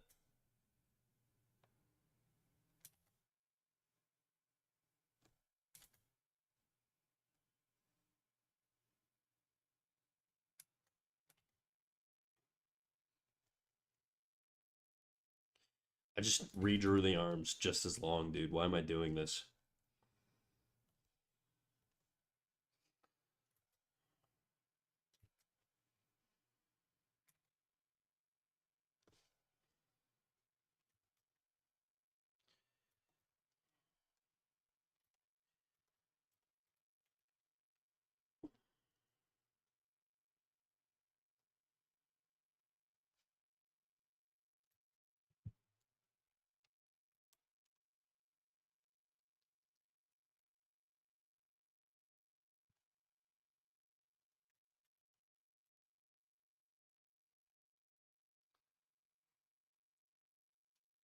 I just hear myself breathing, and that's enough to ignore their existence. It's cringe to listen to myself. I have like a noise gate on my shit, so if I'm not loud enough, nothing, there's like no sound. And even like certain audio noises, it won't pick up. So I don't really think I ever catch myself like heavy breathing into my microphone or whatever.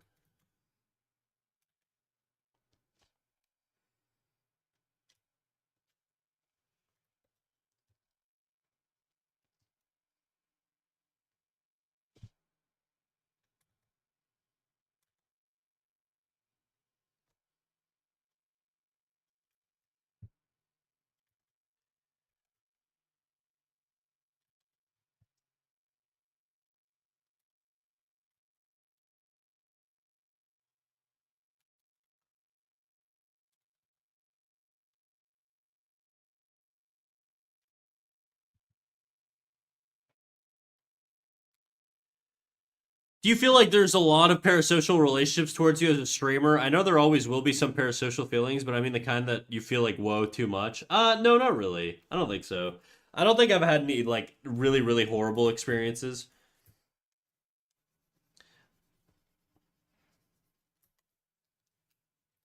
So in general, no. Um, but it is definitely a thing, you know. Sometimes I get too close to the mic when I'm working on details. My mic is like very far from my tablet. That's why I always sound like I'm screaming in like an empty room. It's not that it's an empty room, it's just it's like a room with a bunch of windows. So it's like my room is kind of like there's an open door here, okay? Then this is like the wall.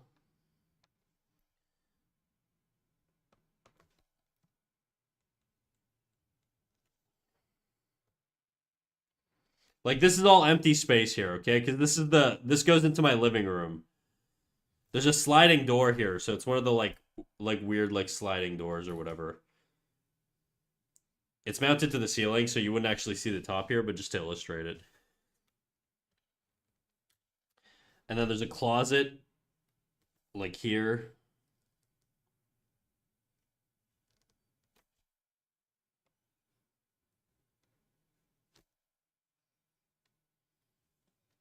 Actually, the closet kind of goes the whole way.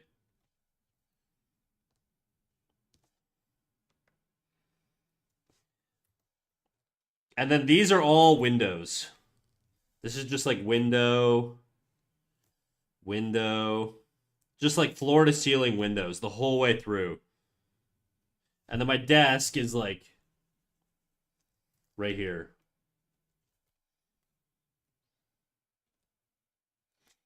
And I'm sitting like this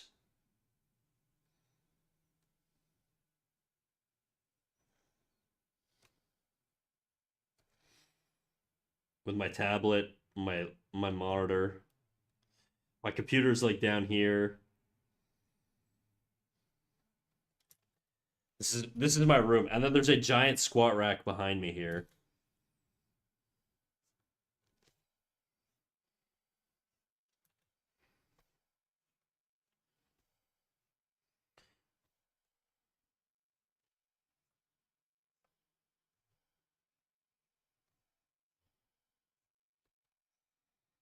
And then there's a bunch of like weights. I have like a weight rack. So they're just like stacked here on the wall. But I don't have any like cloth or fabric or anything. So I feel like not having any of that stuff just means that sound echoes a lot. Like the glass, the wall in front of me, there's no like fabric or furniture in the room. So just like it just fucking it just echoes like crazy. Until people ask to meet you. All right, fine. Last time I invite you over, Glad. Jeez, so ungrateful. Just kidding. I feel like it's especially easy to have parasocial feelings towards streamers because it feels like I'm actually talking to the streamer, you know? I mean, you are. You are and you aren't. It's like in my case, I'm not huge, right? So it's like I can literally have a one-on-one conversation with you. Whereas like if I'm fucking, I don't know, Joe Rogan or whatever one of these big podcast guys are, if I'm like XQC or some shit, I can't be having conversations on a like a one-on-one level with anyone. There are just too many fucking people in my chat. Like if chat messages were just like flying by, it would be a very very different stream.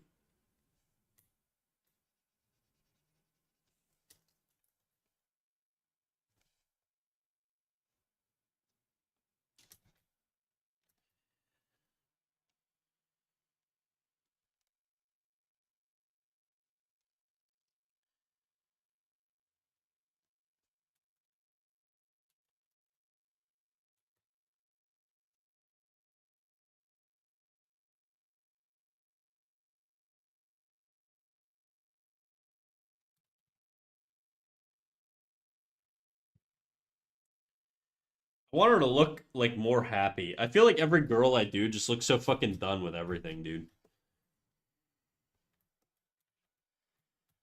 How do I make a girl look happy?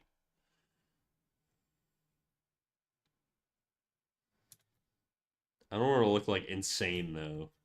That might be too much.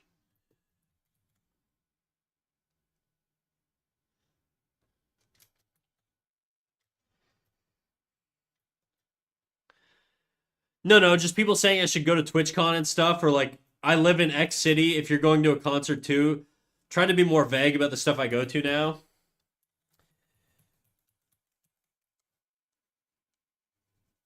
Glad I'll let you know when I'm in Germany so you can house me, okay? Because we're like BFFs.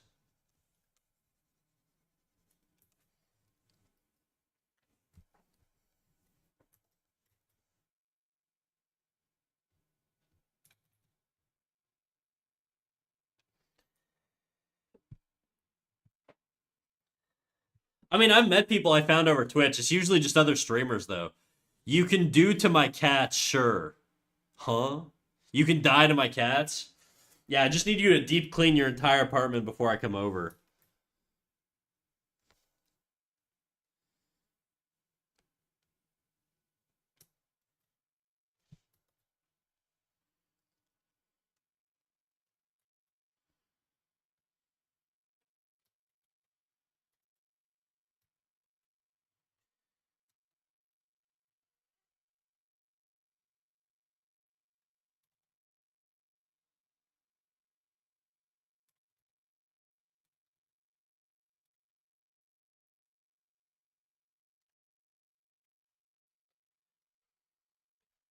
Sleep snack, it's 2 a.m. here soon. I'm gonna stop streaming in an hour. I really don't like the way this drawing is going though, I'm not gonna lie. I think new head position is gonna be tried out.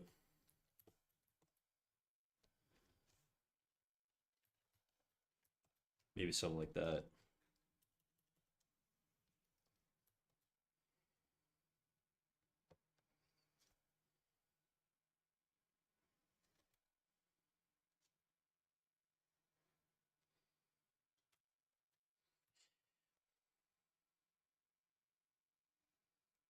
I'm doing the Freeran head pose, dude. I just realized that.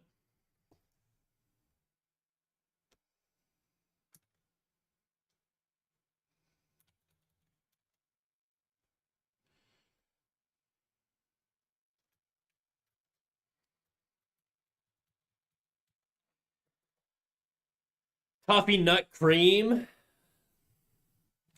you bring enough nut to share with the rest of the class, Damon? I've seen an ad in Starbucks, in a Starbucks, literally. I can do it like you said with the cats and give them to my parents, even if they live in a big city. Wow. You really want me to come over, huh? You're like obsessed with me, dude. I know who my stalker is. I see a lot of people feel like they actually know the streamer, YouTuber, idol as a person when they clearly don't, and sometimes need to remind themselves that I don't actually know them. It's a weird one. I think with streaming, it's like it's very strange, right? Because you guys hear a lot more of me than I hear of you. So I get maybe a couple percentage points of your entire personality via my chat. You get a lot more of mine, okay? So the two directional communication feed we have, I'm feeding you a lot more I mean just depth in terms of like who I am and the way I think about things and the way I act and blah blah blah blah blah. Whereas you guys are only giving me a snippet, right? And I think that's sort of where the divide is. And so it's very difficult for the streamer to end up in a situation where they feel like they know the chatter very well just because the medium itself is just made so that your attention is divided across so many people. And I think that's sort of why you feel like you know a streamer, and the reality is you probably do to a degree. Maybe you don't know every dimension of their life, but you know them at least how they are online and how they socialize with other people online. That's a big amount of a person's personality, right? Whereas I don't see you guys interacting with other people other than each other. And you guys are sort of under the social pressure of me punishing you if you do something out of line. So there's a weird dynamic there, right? But it's not like a power dynamic. It's just like a different sort of It's like a different social dynamic. I don't know. I've seen that before. They insult the famous person, like banter those people do with their actual friends or on the show or whatever. It's usually super cringe. Toffee has no nuts. I could be a stalker. I don't even remember the last names of some of my friends. Oh, you couldn't be a stalker. I thought you were like threatening me here. I was like, what?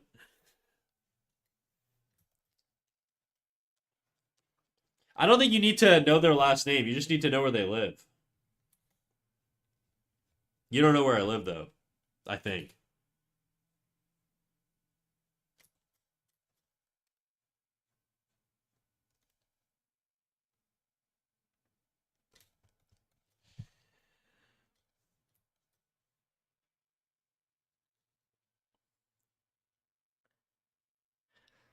But I don't mind chat bantering with me. That doesn't bother me. Some people are just really bad at it though. I've definitely had some people that like are just assholes and I'm like, "Man, this isn't fun." And it's like clearly chat's not liking it either. That's like a bit of a problem, but only every now and then, and it only really happened like the one time.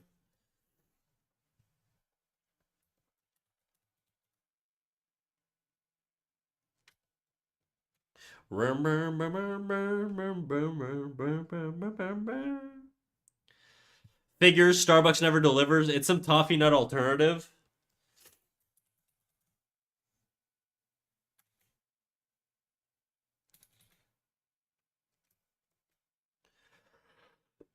So, yeah, so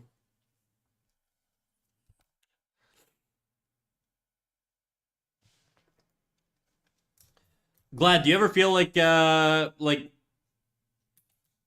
well actually I don't know if you want to talk about that, but I was gonna say, do you ever feel like you have like fucking lunatics that show up in your chat? Like I've definitely had some loonies before. You're no longer down with the sickness. I'm certainly up with the sickness. My sickness is certainly up right now, so it's not down, that's for sure. Yes. Well, you're more than welcome to share if you want to share with the class. Man, just last stream, what happened last stream? Oh, actually, I think you told me. I think you actually talked about it in chat. I think it's a safe topic. Teapot does not count. No, Teapot's just he's just a lover. He's not, he's a lover boy. It's different. He's special.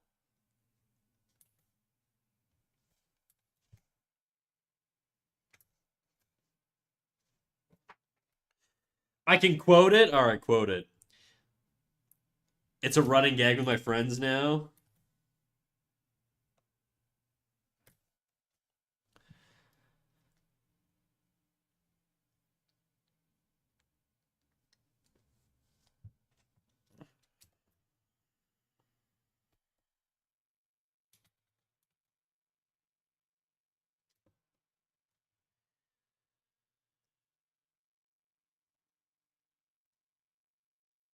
I'd like to go on a date with you, and your voice makes my whole body burn. Oh yes, I remember that. I remember that. I've definitely gotten like comments like that. Well, not like that. I don't think I've had like people telling me they want to fuck my voice or whatever, but I do recognize that, the main asset I have is probably my voice. If I sounded completely different, it probably wouldn't be as appealing for people. So there is like advantages there, but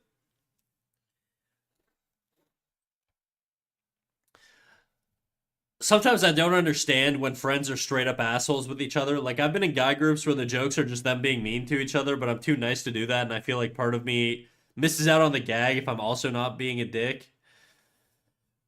Yeah, it depends. Okay, so the way I see it, I have like two different friend groups, okay? I have like friends I made in college that I'm still really good friends with, and I have friends that I made in high school. And it feels like the friends I made in high school, our relationship is a lot more toxic. And I think the reason for that is cuz we developed our personalities and the way we got to know each other when we were teenagers and we were just like not mature, you know?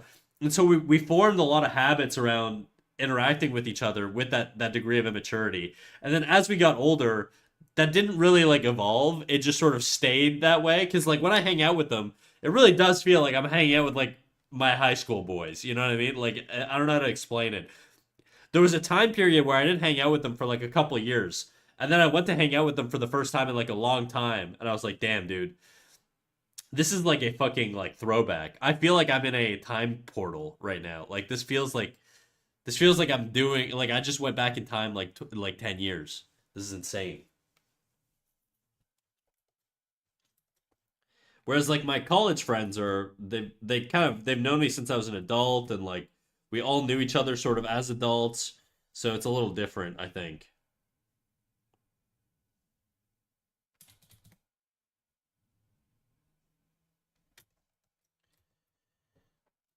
At least that's sort of how it feels.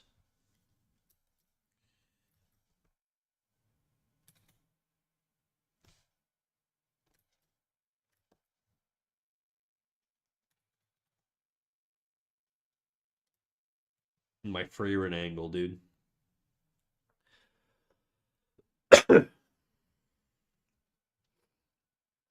You need to be clever with the banter. Yeah, I think so. I think that sort of makes or breaks it. Banter in a way, banter like you need the same social dynamic with banter as you do with flirting. And what I mean by that is you need to sort of know where the edge is and you have to know how to get as close to the edge without ever crossing it. And I think that's sort of what makes somebody good at bantering or somebody good at flirting. I think that the same dynamic applies in both like platonic banter and like non-platonic like flirtation or whatever. I think those two sort of ways of communicating are the exact same, and I think they're just done differently. That's sort of my view on banter, and I think like it is like the reason it's a thing that I think works well with flirting or with like social interactions in general is just because it's sort of like a way to flex your like emotional understanding of the other person, which helps you connect to them on a deeper level because you sort of it's like a non-spoken way.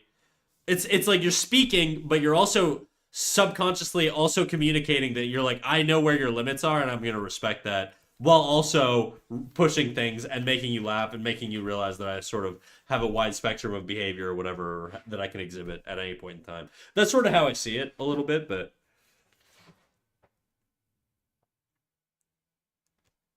subtext is the word I was looking for. Yeah. No, I believe the banter's appreciated at an as an on an objective level due to the group aspect. You can banter one on one with someone though, you know.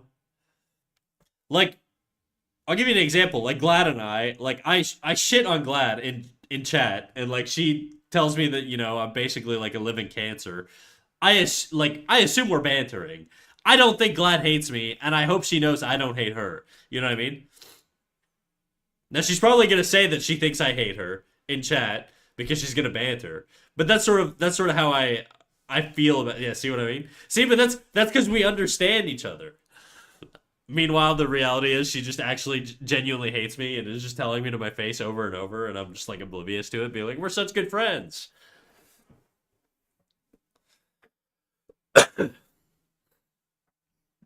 This one's funnier. I really like your wrist as an artist and as a man. What does that? I would ask them to elaborate. I'd be like, "What does that even mean, dude? Like, what you want to snap my wrist? What you think I'm weak? Huh? Huh? You think I'm weak? I'm not. Right now I am. I'm kind of sick, but oh wow, you literally called me weak as I said that. Nah, that would feel like bullying. I don't bully the weak. Snack. All right, bitch. Whatever, dude. I see how it is. How's having a good sleep schedule going for you, huh?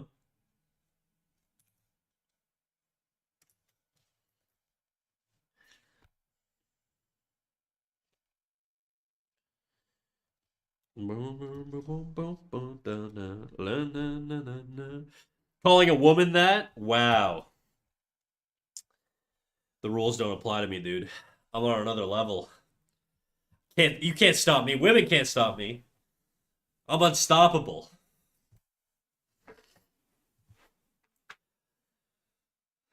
It might be a struggle to read that. As long as you're not hit by the you're worse than Teapot, do jiggle. Yeah, it do jiggle. It be jiggling. It jiggle, David. It jiggling. They're fixed. See, now I can call you a bitch. Because we're both ladies now. Allegedly. I got the B pass. I got the B card.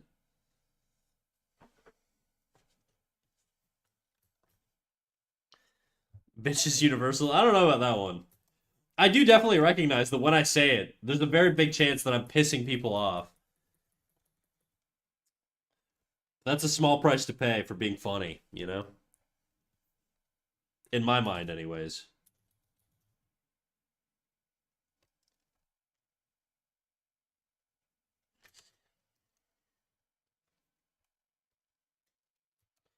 I do think with streaming, though, it's one of those things where I think you have to be able to sort of like not detach, but acknowledge that, you can't please everybody. There's a very good likelihood that you're going to piss people off. I mean, I've had people straight up like when people unsubscribe from you, it lets you choose an option, right? And I could see the options. I can't see who unsubscribed or what the option is, but I could see what they chose. And sometimes people unsubscribe because they had a bad interaction. And I rack my brain and I'm like, I don't remember ever having a bad interaction with anybody recently. So to me, it's probably just something I said to piss somebody off, and so they decided they were going to unsubscribe. But at first I was like, oh, that bothers me a little bit. I was like, maybe if I would have known, I would have apologized, or I wouldn't have want to be mean to somebody intentionally. But then on the other hand, I'm like, well, if I don't in the back of my mind really, if I can't identify anything that to me really stood out as something horrible that I said, and somebody just wants to unfollow, it's the internet. There's like a fucking bajillion people. Should I really like think about it too much? Probably not. It's probably not good for me. Like if I had like 100 concurrent viewers right now, there's bound to be some subscribers that are gonna have some bad experiences. There's no way around it, really.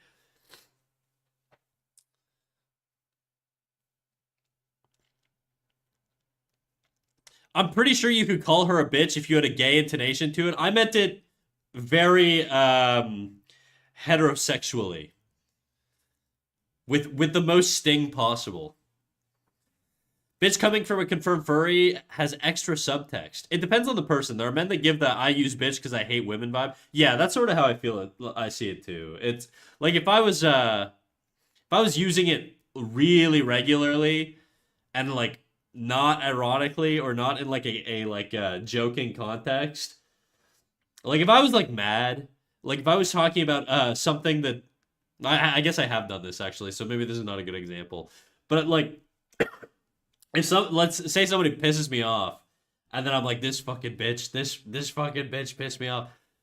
I will say I have done that, so I don't know if that doesn't really help my case, but whatever, man. It's all contextual, I suppose, but hopefully I don't give off the incel vibe. And if I do, hopefully I become famous off that red pill money. It's all I could really ask for. If I'm gonna be hated by half of the population of Earth for being a sexist, I might as well get rich off of it.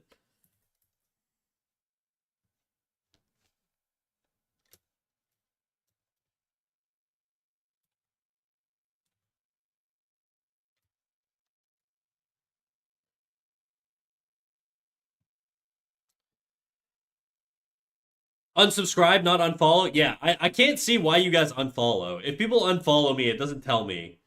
That would be really annoying because it probably happens way more than like I notice. But if people unsubscribe, I notice because it like my income changes, right? And then like it shows why people are leaving because it wants to give you some sort of like way to, I guess, retain people. Like I would imagine if I was getting nothing but people leaving for bad interactions, then that would be a sign that I should change something.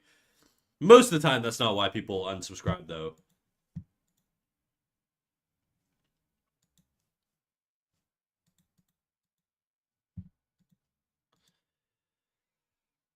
There's a super funny video. They talk about a female dog and use the term in a professional way. It made me cry before. It's so funny. Oh, like she's just referring to like female dogs as bitches the whole time. That type of thing.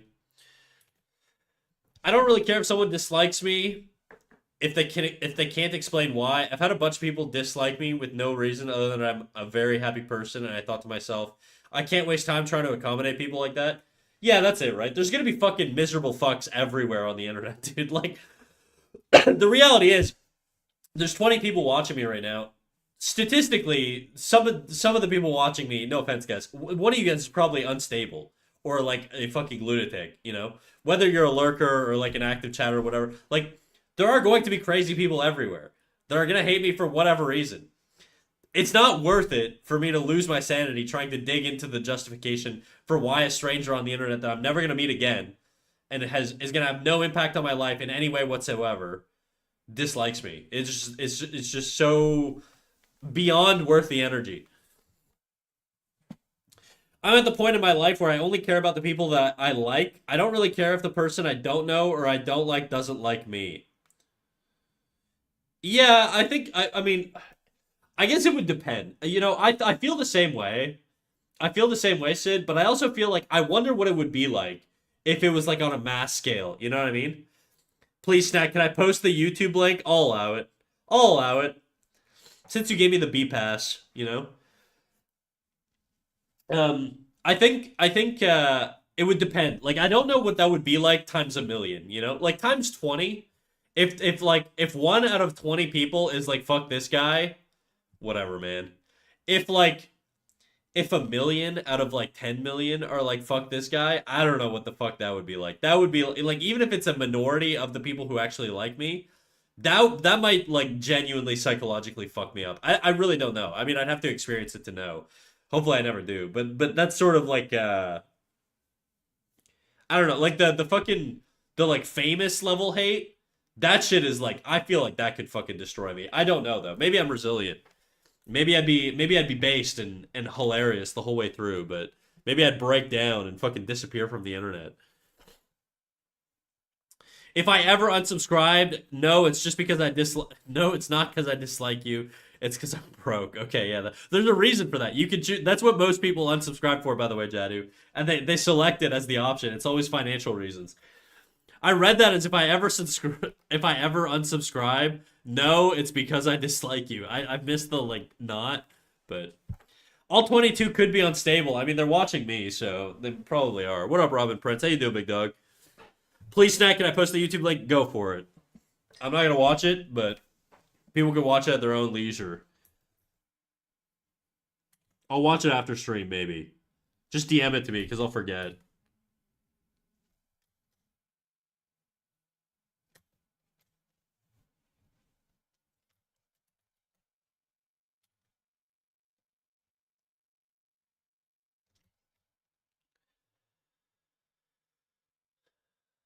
By now, you should know your bitch is pregnant. Okay, maybe I'll watch it. How long is this shit? A minute and a half. All right, I'm watching this.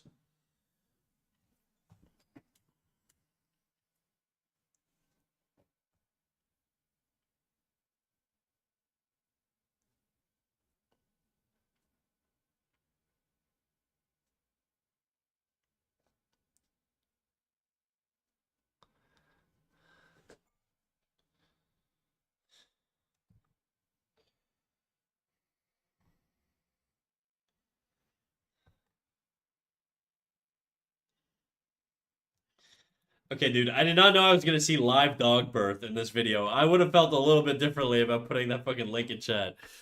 You're wild for that one. I get it. Insane though. Insane post, Glad. Just remember, if I ever post anything insane in your chat, I have a freebie, okay? You posted birth in my chat.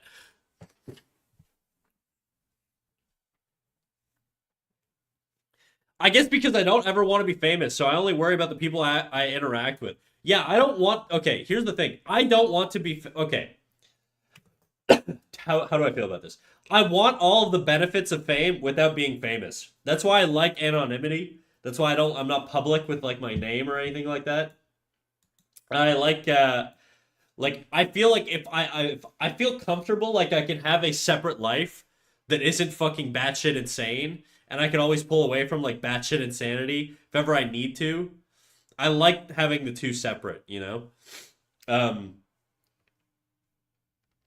I wouldn't want my like personal life tied to my internet life. I don't know. I feel like to me those should be very separate.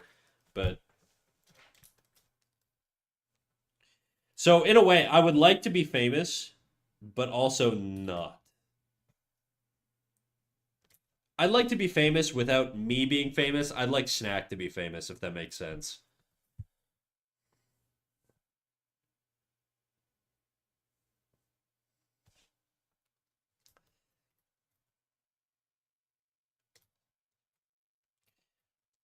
But I've also chosen the worst niche ever for a content creator to get famous off of. So that's life.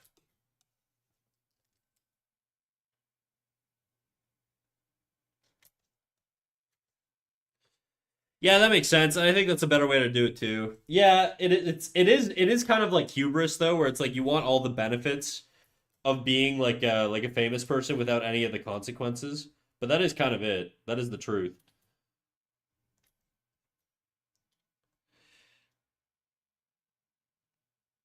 What do you mean Shensman and Meat Canyon are doing well? Meat Canyon's no longer like anonymous though.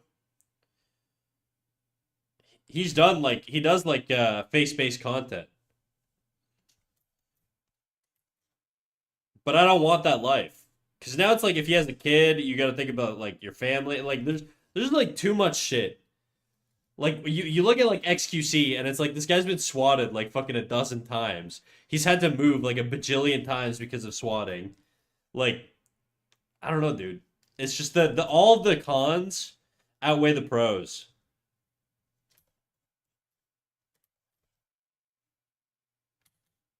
Like drastically.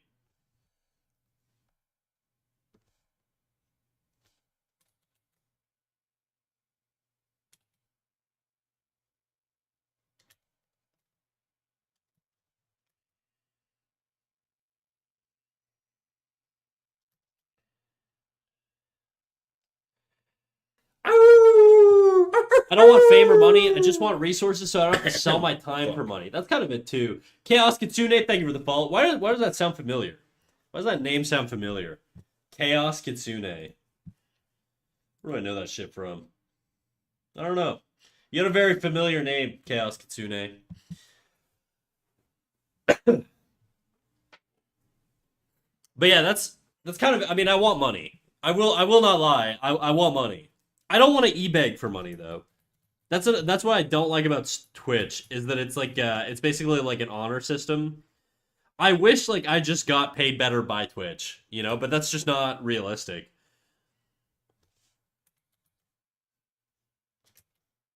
I really don't like this head pose either. Let me do something else.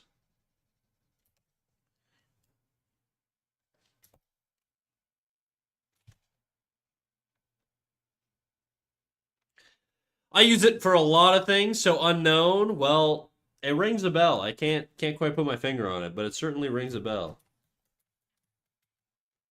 Also, welcome in, Chaos.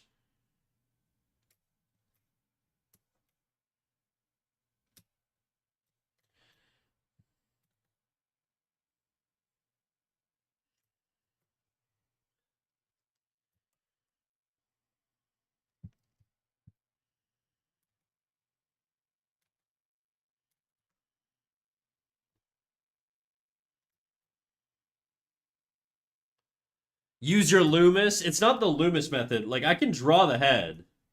Like I can draw the head like in the right spot. It's the appeal. I just don't think it has like appeal in certain positions, or I can't get it to work for some reason. I'll try it again. I'll try it again. I should try that pose. You know what I'm gonna do? I'm just gonna zoom out. I gotta make her a lot bigger because she's kind of small relative to the other characters I'm drawing. Put her right there. Perfect.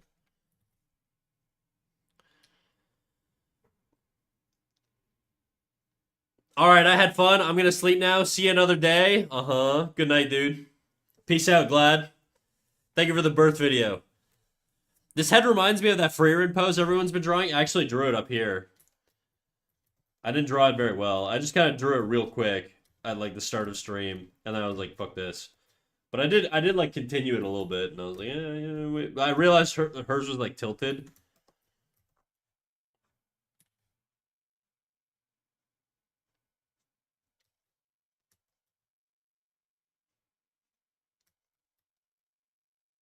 That eyebrow's pretty high up.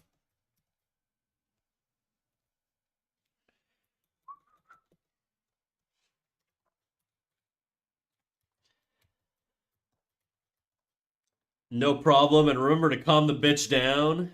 I will. Thank you for the words of wisdom. This head reminds me of that freedom pose. Yes, sir. Also, how you doing, Basic? That just means financial freedom, no? No, when people say financial freedom, they're talking about having enough money to be able to do what they would like. But that's not really what happens. Usually when you get that amount of money, you also acquire the fear of losing that money, so it becomes more about hoarding money. So you never fall back into not having it. I think if I kept like a baseline amount of money that would like be enough for me to sustain myself and do things that I want without it ever growing, but always never like going below that amount, I could live my life fine. So I think that would be like my goal, really.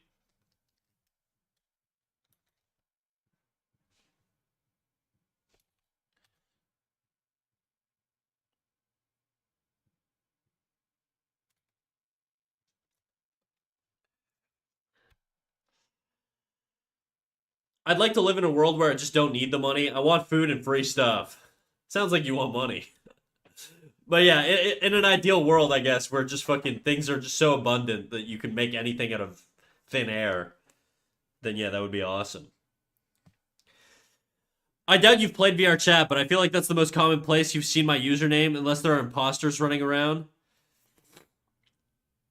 I don't know. I swear to God, I've seen your name before. I've never played VR chat in my life, though, so probably not. But yeah, I don't know.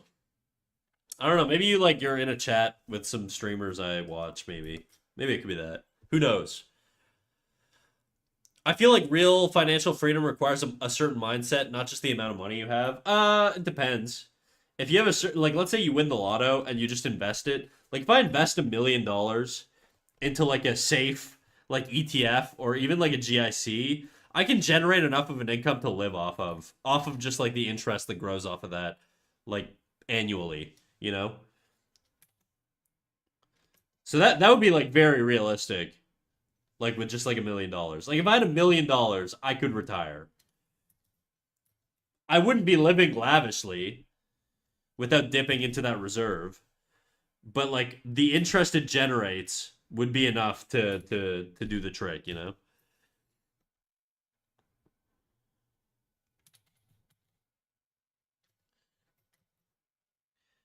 Maybe I do follow a lot of artists on Twitch and I'm in some Discord servers. Ooh, maybe that's it.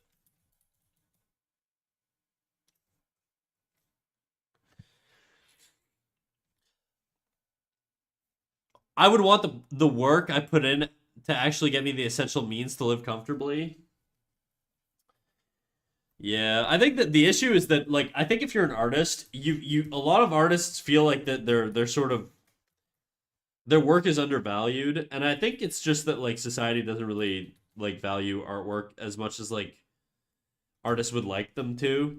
So you end up in a scenario where it's like, I've put all this time and all this effort into being as good as I can be at this one basically like economically useless skill. I could sell commissions, but I'm never gonna make like tech CEO level money. You know what I mean?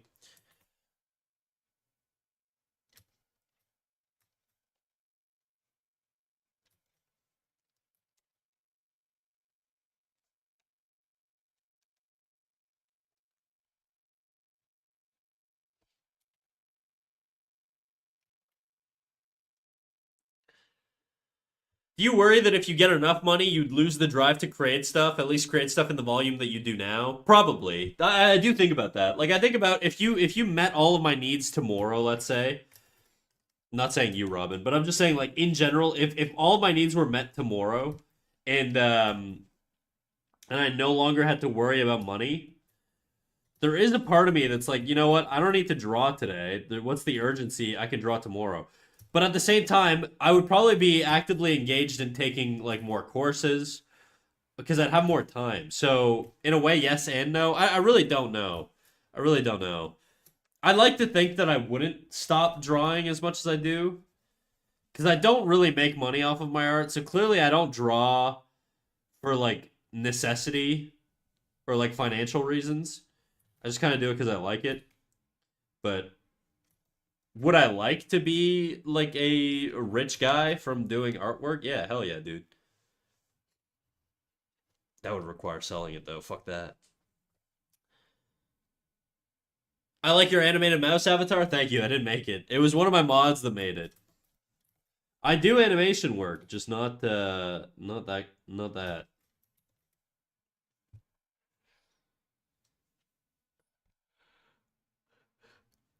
It's actually mind blowing that people starve in modern day society. When I worked in retail, I threw away enough food to feed hundreds of people because I was required to. I think my understanding of like starvation statistics is that most starvation revolves around like conflict, like war. I don't think there are a lot of regions outside of like maybe really like poor African countries. There are probably not a lot of countries today that starve as a consequence of just not enough food. I think most countries starve because of like resources allocation shifting really radically within like periods of strife and conflict. That's my understanding on like modern day starvation economics. It doesn't have so much to do with like not enough food getting to people and more just certain conflicts or governments restricting food sources or supplies for strategy or whatever reason. But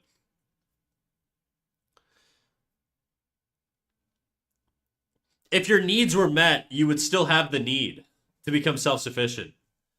I mean, I wouldn't. I would literally just go on walks every day, exercise, hang out with my friends, grab lunch with them, whatever. I'd basically just be like your unemployed friend on a Tuesday meme, but just like, you know, with money.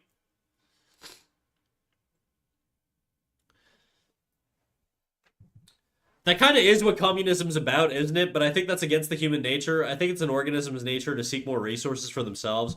I mean, in theory, communism is that it's like mass abundance, but I just don't think that like the way communism's been implemented has ever really worked that way.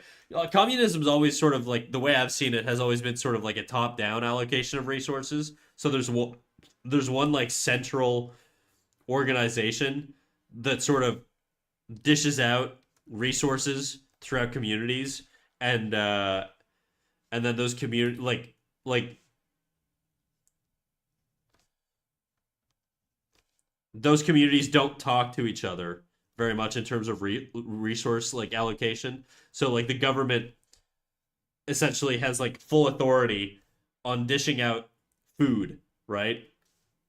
But the issue with communism is if you're down the chain, okay, and you're like let's say like all of these they're different institutions, right? So this could be like academics, then this could be medicine, then this could be I don't know, fucking groceries, then utilities, then whatever. Like if it's all being governed by one central organization, the issue with that is that if you have an issue where now the medical sector has just collapsed, well, you have to wait for the government to dish down all of these chains or reorganize things from this chain over to this chain then down to this chain to be able to address this problem here, right?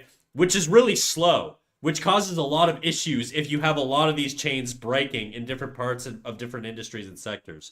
Whereas if you live in a capitalist society, you could create a business, okay? So if this happens here where you have an issue, a guy can create a private company that just addresses this issue directly. Okay? And that's sort of the benefit of being in a capitalist society. The issue with that is that these guys can get so fucking big that basically they can start controlling all of these other guys, and then you get this fucking black mass of shit that now is kind of like informing the government on how things work. And like there are problems with capitalism, but the problems with communism are way worse. you don't get a lot of mass starvation under capitalist regimes. It's just kind of unfortunately the best system we have, despite the fact that it kind of sucks. But it is what it is. Nah, I think athletes are in a similar boat to artists with what they provide.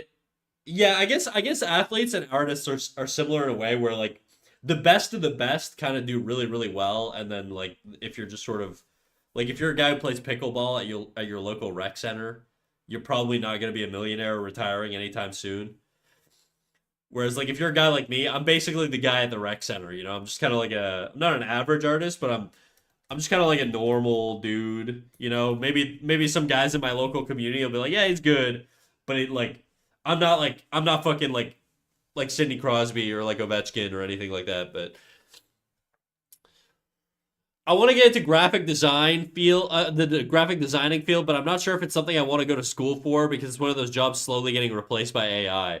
That's a tough one. My advice would be having been somebody who worked in the animation industry, I'd say just do what you're gonna do. Get a degree, and it'll be transferable into other domains. And the nice thing with graphic design is that I think it applies to more sectors than just entertainment. You can work in graphic design in corporate sectors, public sectors, private sectors, you know, uh, advertisement, whatever. Like there are a lot of graphic design jobs. Is there a chance that you may need to start implementing AI into your pipeline a little bit? Yeah, if that's really yucky poo poo for you and it makes you gag, maybe it'll be a little bit of an issue, and maybe that's not the right move. But I would say follow your heart, fuck AI, fuck everything else that's sort of like trying to steer you off of like the beaten path. If you really hate it in the end, just do something else. If you can, I guess. I mean, if you, different people have different circumstances. That's a very sort of rose tinted way of looking at it, I guess. But I disagree with that sentiment. There are many job roles and positions that pay you very poorly, but people still do it because it's vocationally fulfilling. If it's human nature to hoard resources, why would anyone be a teacher or nurse or doctor? These are positions that often pay quite poorly for the amount of work you have to do, but people do it anyways. I think the issue with a lot of like I don't think everybody intrinsically just sort of wants to hoard things. I kind of agree with Jadu on this one. Um I think the issue is that, the types of people that are able to get to a degree of being a multimillionaire or like a billionaire or whatever are people that typically work in business, and business is really one of those things where it's like a sort of winner takes all thing. You kind of always have to be thinking about growth and expansion and profit because that's just sort of how you survive in that sort of sector. And so I think there's like a selection filter for those types of people. And it just so happens that the best way to become a billionaire is to start a business. You know what I mean? Like, I'm never going to be a billionaire working my salary job and saving up like my salary every year forever. Like, I'd have to live a fucking million lifetimes to be able to get anywhere close to $1 billion with my current salary. And I do pretty well. So it's like the only way for me to really do it would be to become like a like business owner of some sort, because the sky's the limit on how much you could scale a business. The issue is that you could also just fuck up your business entirely, so it's a double edged sword, I guess. But I agree, it's very similar. I think the difference is athletes have limited lifespans for their careers. That's true. Depends on the sport, I guess, but yeah, in general, you're probably gonna be like anywhere from your 20s to like late 30s, early 40s, depending on the sport. I also think that there's a big cutoff window for getting into athletics, where if you're like somebody who's like 30, let's say you become the best in the world at hockey at 30-year old playing in like a rec league, okay, or like a pickup league. Even if you could play at a national level, there aren't any institutions or avenues or pathways for you to benefit off of to actually get drafted. Like you get drafted as like a teenager, like an 18-year-old or 19-year-old or whatever, right? So it's like even if you end up later on in life becoming a professional athlete, you're kind of fucked because you can't really go back through the standard channels that people make it to the big leagues through because they just don't exist. And so I think, athletics is a weird one where you kind of have to give it your all in like your developmental years and kind of hope you make the cut. The fundamental issue with capitalism, though, is that the profit motive is the central factor. If you organize things where acquiring the most money is the motivator, then there's no reason to assure a positive outcome for people using the service. There are many ways to make a lot of more money without doing the thing they're supposed to do well. Yeah, I mean that's an element of it though. But like the other element is productivity and development and growth and stuff like that too, right? A lot of people build businesses not just around getting rich. A lot of people build businesses around the idea of like being able to expand. Like if I started a business, let's say I started like an art teaching business, okay? Well, in my position, I'd create an art program. Say it sells super well. Say I have a bunch of money now. Well, now I can hire other art experts to create different courses in their domains. Kind of like how Proco does it, right? In their own domains, and then I gotta pay them. But then it's like now I have a bunch of people that I'm responsible for because they rely on me for money. And so now I have to actually start prioritizing money if I want everybody who works for me to be well off and to not be fucked up. So there's like different social pressures on top of sort of the stakeholder pressure of, yeah, like you want to capital maximize profits because it lets you do more and it lets you impact more things and in a way provide more value depending on the business, of course, right? You could be a drug dealer and like you have a very destructive business in that sense, but you could also be somebody who creates life-saving medicines. And if you're not like extorting your clientele and like let's say you're selling to hospitals or you invent like I had a buddy whose dad is like a millionaire because he invented like a patent for a plant that allows him to clone the plant really effectively, and he happened to sell it to like sold the patent to like some big company and became like a multimillionaire. And this patent's used in like mass manufacturing to really just like fucking like 10x. Probably I don't know what the statistics are, but basically like add a multiplicative to the amount of plants that are able to be produced through this patent, right? So there are tons of different ways that people make money. It's not that necessarily like every single business is a profit hungry like company, but the ones that do tend to do pretty well because they get a lot more resources funded into them. If you're a company that has like $1 million as your cap versus a company that has $1 billion, you're gonna get a lot more people investing their money into the $1 billion company that's turning way more profit because it's just going to incentivize investors a lot more, which allows them to do more, which ultimately allows them to either create more value or more destruction depending on the business. Blah blah blah blah. So it's like there's a lot of like confounding factors there, in my opinion, anyways. But so I don't know that it's necessarily that humans want to keep like hoarding gold or whatever. I think humans just want to keep doing and making things. And I think the reality of that is you need resources, and the best resource maker in the world is money. And so people are going to sort of prioritize that because it allows you to do more. If you gave me an endless supply of money as a consequence of me streaming, let's say, I would up the quality on a lot of shit I would do, okay? I would start like making YouTube like content regularly. I would have like editors. I would have like people watching my VODs and clipping things, and I'd have people doing like stream plans for me so I could come in here with like a structured plan to be as entertaining as possible, topics to fall back on when I can't think of things. But the thing is I'm limited on my resources. And if I did that and I had a business and people could put their money in it, and then that money can be used to create more value that creates more money for the people who put their money into it. It's like you get this endless cycle of growth, and so that's sort of like what business is in my mind. But it can be exploitative, and it can be destructive, and it can be profit seeking for sure. So I'm not downplaying any of that, but I do think there are other factors that contribute to that, but money tends to be the one that sort of it's the biggest mover in that world. Most graphic designers use Photoshop, which is kind of crappy, and there are no alternatives really because I've done some research. Yeah, I mean, Photoshop definitely is probably the one, It's probably one of the more common ones. I don't really know much about graphic design. I feel like I should learn it just to make better illustrations, but who knows? You're definitely right about the constant growth mindset that businessmen have. I think this is also an issue because we live in a limited world with unlimited growth. And unlimited growth in unlimited world is essentially what cancer is. Um, depends. Really depends. When a single cell demands that it grows infinitely and takes all resources, we cut it out and remove it because it's harmful to the whole system. Yeah, that's true. I mean, you also have cancers that are benign, right? Not every cancer is malignant and kills everything. There are some like, I mean, your hair can grow like indefinitely. Your hair is not gonna kill you by like growing indefinitely. It'll make you maybe like stinky or whatever. Fingernails. I think at a certain point, like the amount of energy that goes into growing a certain thing slows down too, right? So, anyways, I'm would that expansion system work if you had a logical cap? Like if you were managing 1,000 other teachers, would that lead to a significant income, enough to live comfortably on, but not enough to affect politics or the country on a large scale? If we just let businesses grow to that level, I feel like capitalism would work a bit better. Yeah, it would depend, I guess, on the actual business type. Like the reality is, I can't saturate the entire planet with educators. I think there's a certain point where like education's gonna lose its value. If I had like a fucking Apple-sized company filled with teachers, I think at that point it's like my job's kind of done. You know what I mean? Like there's only so many.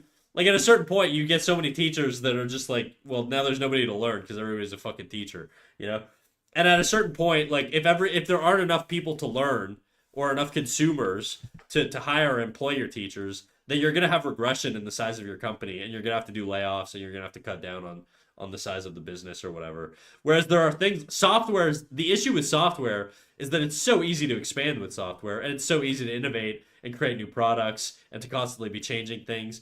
That's why tech sectors are just like these never ending just fucking like mass monsters that just grow infinitely. Because being on the cutting edge of technology is always going to be profitable. There's always, in most cases, going to be some use for some sort of new technology.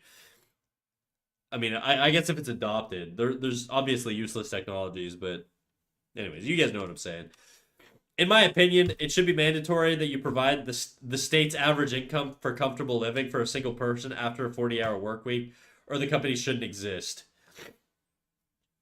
Oh, you're saying like if you grow to a certain size, you basically have like a legal mandate that makes it so that you have to make it so that everybody lives like at the everybody that works for you has like the average salary.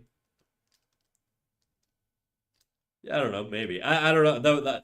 That is way out of my depths in terms of like whether that would be a good policy or not. Illustrator is probably better than Photoshop. It's vector based, which means your art is infinitely scalable. Which is essentially if you're doing logos, etc., that might be printed at like building sizes. Yeah, you know what?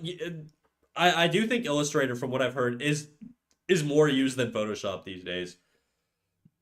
After Effects too, I think. Oh my god, why am I burping so much? I'd say that this position might be cost prohibitive for new businesses, though. Maybe structuring it so that the state provides a universal base income would be more effective.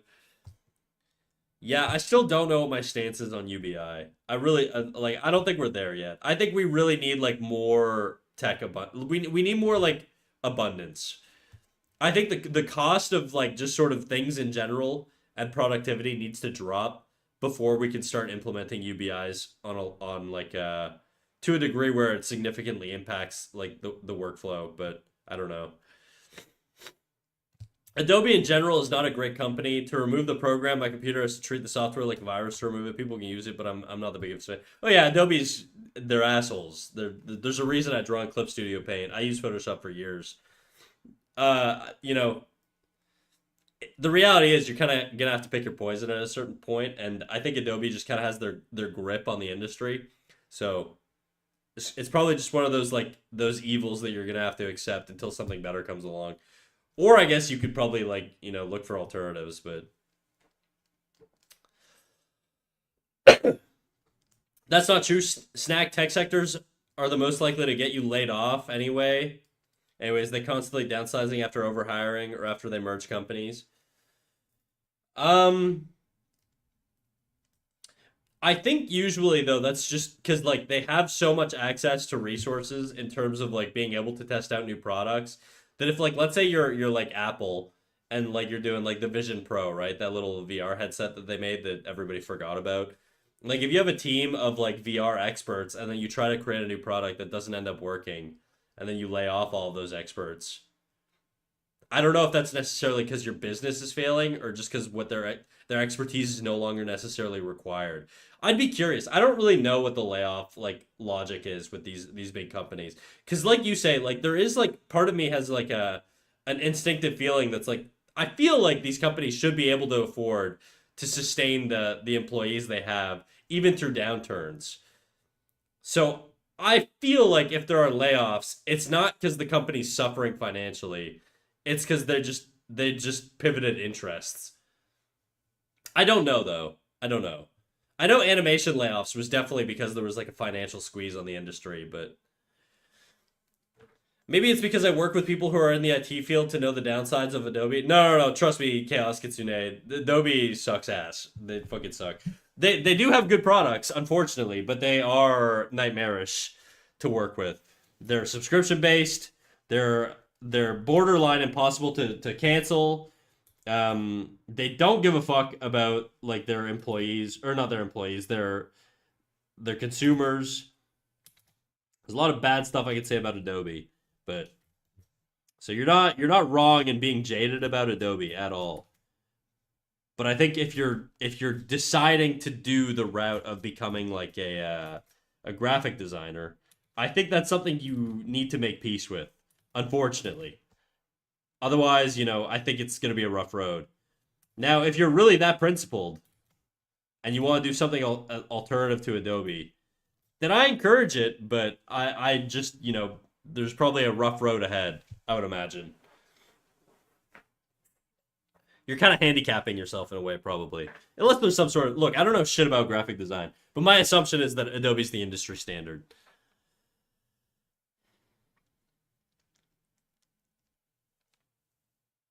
100%. I moved away from Adobe, which initially was annoying having to learn new suites, but yeah, I don't regret it. Most professionals will tell me to use Adobe, but I want to do the same and kind of move away from that direction. Luckily for artists, CSP is like a good alternative, but if we didn't have that, I don't know what I'd be doing. Maybe Krita, maybe some other shit. I don't know. I'd probably just pirate Photoshop, to be quite honest. Don't tell my mom. Shh. Don't tell. They're just greedy and want to squeeze out every cent, even if it means mass firing workers. Yeah, the thing with like tech companies is I think they're kind of like too big now. I really do think there should be like some sort of like breakup of like a lot of the tech companies. And the issue is we have like monopoly laws, right? But the other problem with a lot of these tech companies is that they're also really intertwined with like defense and like geopolitical status, right? Like if we break up our big tech companies, then we basically cede control over like the technology industry to like our competitors, which would be like China or Russia or some other country, realistically mostly China. Okay, they're not going to break up their companies because their companies are state backed, right? And so we have to compete with that. So you're kind of stuck between a rock and a hard place where it's like, well, do you want the countries that are aligned alternatively to you to get ahead as a consequence of you trying to sort of break up your tech sector or not? And I think we're getting to a world now where the tech companies are becoming more and more in control of the government. And I don't know how to feel about that. I don't like it personally, but I also don't know what the solution is because the genie's out of the bottle, and it's like if we're not doing it, somebody else will. I don't know. I don't know. And I'm also kind of a very like patriotic dude where I'm like, I kind of want my country's values and my country's beliefs to sort of propagate over other countries in a weird like selfish way. So, I don't know. I'm a little brain broken on that one, but I heard Paint Tool Sai was good. I know a lot of people use Sai actually.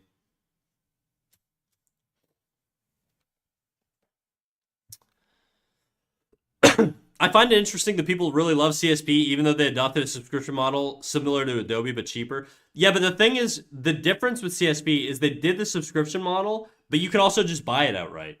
So I feel like you can either do the subscription model or buy it straight up. That's why I think it hasn't gotten the same degree of hate, and their subscriptions are nowhere near as expensive. So there are still like benefits to the consumer there, you know?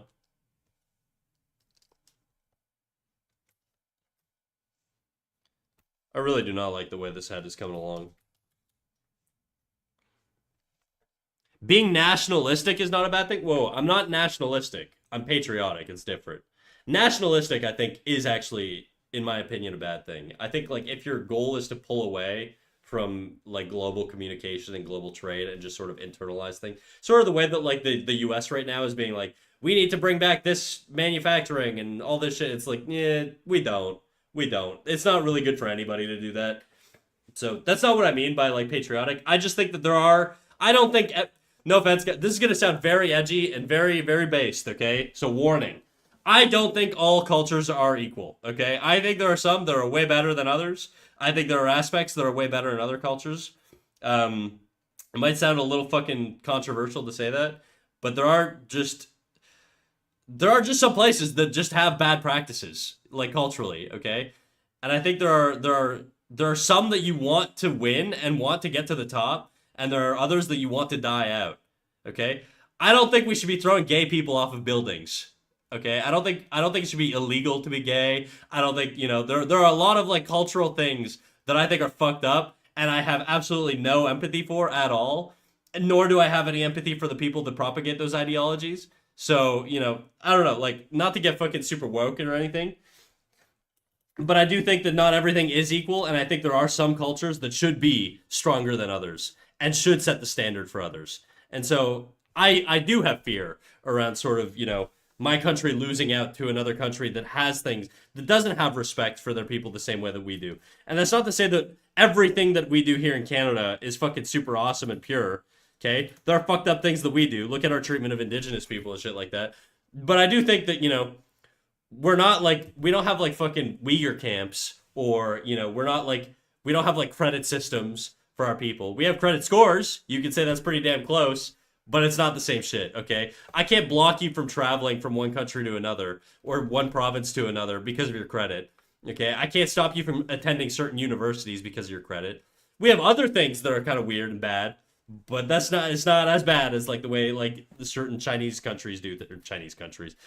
Chinese regimes do things, right? Canada doesn't send a bunch of money to fucking North Korea, So there's like there are certain things that I think are more important to come out with a lead on. But I'm 24 and I feel like I should have things more figured out at this point, but I don't. Hey, dude, I went back to animation school at 23, and then I ended up going to school for 3 years, and then I worked as a professional animator. Sorry, 4 years, because I did like a pre-course or whatever, like a portfolio course. So by the time I was working professionally, I was like 27, and I was working in industry, and I was still working part time at McDonald's at the time. So life can change in a split second. Okay, so you're 24 is young. Don't worry about it. Honestly, I wouldn't mind larger companies existing if there was a less mandatory society, if there was like a mandatory societal contribution that these companies had to pay to give back to the place that made them so wealthy. That's basically what China does, or you get disappeared. Yeah, yeah. Well, I'm not saying that I'd like the government to be able to disappear people, but there's a reason that China's been able to advance so quickly in such a period of time. Okay, well, you got to be careful with that one though, because like tech advancement is like very, very, very different. So like the reason China's been able to get ahead, and it's the same reason India's skyrocketing right now, is because the technology already existed. So if it takes a lot of effort to sort of develop these technologies, and these technologies take like so long, like if this is like time here, if you're a first developer, if you're the first person inventing this technology, it could take a very very long time to get things right. Okay, and the path can actually look sort of like this, where you fuck things up for a little bit, then it gets a little bit better, and then it comes up, and then this and that, and blah blah blah blah blah, and then blah blah blah blah blah. And then if you're another country, all you have to do is just take the technology here that's been invented. Okay, this is going to be technological scale, tech scale. All you have to do is take this, and then all you have to do is adopt that into your country that's like way down here technologically, and you can easily do this. So which is why you can see like massive advancements in these like poorer, lower economically developed countries, because they have access to technologies that just didn't exist before. Whereas if you're at the frontier where you're inventing these technologies, it's going to be a lot more of a grind for you to progress in any sort of like upward like direction than it is for a country that's way behind to catch up, right? So that's why countries like China and India and like like poorer countries or more economically second or third world countries have been sort of catching up really aggressively, but it's because they just have access to technology. Like there's a reason China is like number one at stealing our technology. Okay, because they recognize the value of being able to adopt their technology. It saves that. It's basically a shortcut. They don't have to do all the R&D and the research to like get the actual outcome. They just copy what we did. Just like copying the homework. You don't have to like. It creates gaps in a bunch of other ways, but it's fantastic for boosting your economy.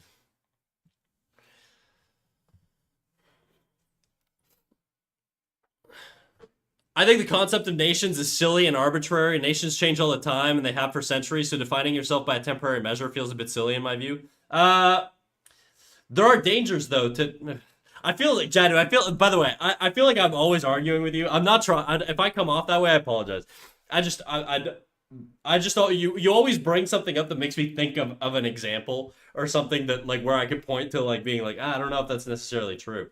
The thing I would want to point to is like the Middle East, right? So after World War One, the Ottoman Empire was dissolved. Okay, so the Brits and the French divided up the Ottoman Empire into a bunch of separate territories. The issue is that they didn't actually account for sort of the national borders. They're not really national borders. Like the Ottoman Empire wasn't really like a nation state, but what they had was they had tribal borders. Okay, there were like defined based off of the cultures and the religions of these sort of groups. But when the Brits and the French divided up the territory, they divided it in a way that didn't factor any of these cultural differences in between the regions and religious differences between the regions, and they just sort of ended up mixing a bunch of these places together based off of new land borders that they drew. Okay, so they carved up the territory and forced a bunch of cultures to live together, and they forced a bunch of nations to coexist, and we've basically had nonstop war in the Middle East ever since. So I feel like maybe if in the past we somehow got to a point where we were able to create like a one cohesive nation, that's awesome. But I think the reality is we kind of need nations right now as cultural dividers, and I think we risk sort of creating conflict if we break those up. Now, the interesting thing, Jadu, where I think that like nations can actually dissolve is online. Because I think what's happening with the internet is we're sort of getting, in a way, a little bit more of a fracturization where we sort of get into our little like niche subgroups, but we're also getting a lot more of homogenization of culture. Where I can sort of start learning about other cultures and they can start implement. Like, think of anime, right? Anime is a perfect example.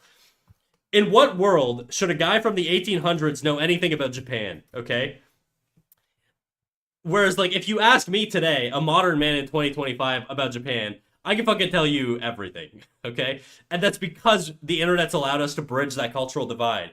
And so if we ended up in a situation where I had to coexist with Japanese people, there's going to be a lot less of a cultural shock to me than there probably would have been to, like, me living in the 1800s, right? And so I think in that sense, the more we sort of digitize, it creates a bunch of problems, but it also creates a lot of solutions to these cultural borders. And I think the importance of nations becomes a little less important with sort of the strengthening of the communication through through the internet. The issue is that we don't all share the same language, right? There's a big chunk of the internet that I just don't have access to. Ah, ads. Oh no. Okay, well I'll wait. I'm gonna take a leak and then take a sip of water. Then we'll wrap up this conversation. I'm gonna end stream because it's 8:30. It's a school night for me, so I got work tomorrow, unfortunately. But I'll be RB.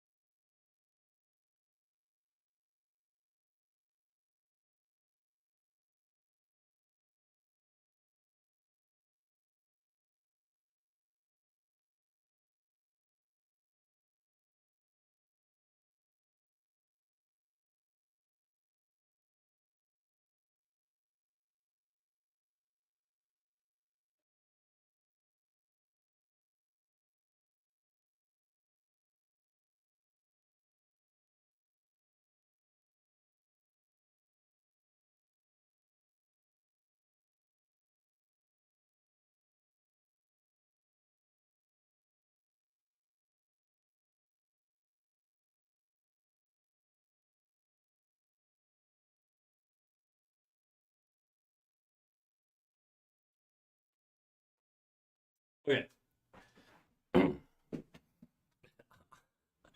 Honda ads. Oh no. Buy a car. It's because we're talking about Asian countries, dude. You got to buy their. Is Honda Japanese or is that Hyundai is Korean and Honda is Japanese, right? All right. How much longer on these freaking ads? 1 second. Awesome. Okay. They should be free. You guys should be free. Okay. I still think nationalism is at most neutral, though. I mean, I can explain why I don't think that, but I'll read Jadu's paragraph first. I have a bit of a mixed feeling on that topic. I agree that there are some practices culturally that should be wiped out, but I also think that we can only say that because we went through the time period where we had similar beliefs, and through civil rights actions we were able to change. In a lot of countries, in the Middle East, because of the economic and war-oriented turmoil that the West has put them through, they've also never been stable enough to have those civil rights discussions and fights. Yeah, but I don't know that being economically like China is like booming economically, but it's also still illegal to be married there if you're gay, you know? I don't know that they're necessarily like killing gay people. I don't really know much about like the LGBT experience in like China, but I do know that it's not like a fucking like haven for gay people, even though they're catching up economically to like first world countries, or I guess more developed countries, I should say. China's weird because there's parts that are like first world and parts that aren't. But to address what you're saying, Sweet Molasses, I think nationalism is at most neutral, though. I think nationalism is a net negative, and I'm gonna define what I mean by nationalism. My view of nationalism is essentially just cutting yourself off from the world and being a lot more internal with the way you handle things and develop things, and trying to turn your country into a more like self-sustaining like system. That to me, I think is problematic. And the reason I think that, Sweet Molasses, is first of all, global trade is the biggest deterrent to war. Okay, the reason we haven't had like mass invasions or like insane wars, I mean, we have some wars, but nowhere near the scale that we used to have in the past, is because of global trade. Okay, if I have a deal with the country next to me and I have a resource that they don't have, but they have a resource that I don't have, and then we make an exchange off of that where we both benefit off of getting things that we don't necessarily have.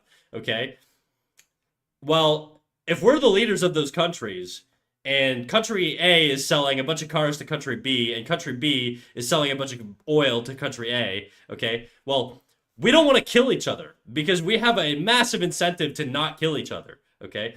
Global trade is one of the best things, first of all, because you can get cheaper things from other countries that have a lower cost of labor for that product, or lower cost or more access to that resource so they can sell it cheaper, right? And the other, so that's number one, is you want to maintain sort of global trade networks so that you can maintain peace and stability to the best of your ability globally. It's the same reason when like Russia invades a country, or Israel fucking bombs Palestine or whatever, we impose economic sanctions because we recognize the impact of like grabbing them by the economic balls. If you squeeze their fucking financial balls in your hand, they're most likely going to bend over and not do the thing that they're going to do. And the Biden administration did it with Israel, and the Biden administration also did it with the Russians as well. And the Russians, well, we've done a lot of stuff economically to these countries just to get them to sort of play ball. Now, has it worked to like the best way possible? No. There's definitely some flaws there. But anyways, all that to say, that's an example of why I think it's good for peace, okay, which is a very important thing between nations. Now, the other thing, Sweet Molasses, why I think nationalism is bad is because there are just so many, there's a limit to how many people you can have in a country, okay? Like, you only have so much of a workforce. Biden did not do anything to prevent Israel from doing what it does. In a very literal sense, there's a lot of things they could have done to kind of reduce the harm that was going on, and they just didn't. I don't think that's true. I think you can look like Netanyahu originally was going to expand to the Rafah border and like kill a bunch of people. I think they were going to do like an invasion on the Rafah border in like 2020. I want to say 3 or 4. I can't remember. It was a little after October 7th, maybe a year after.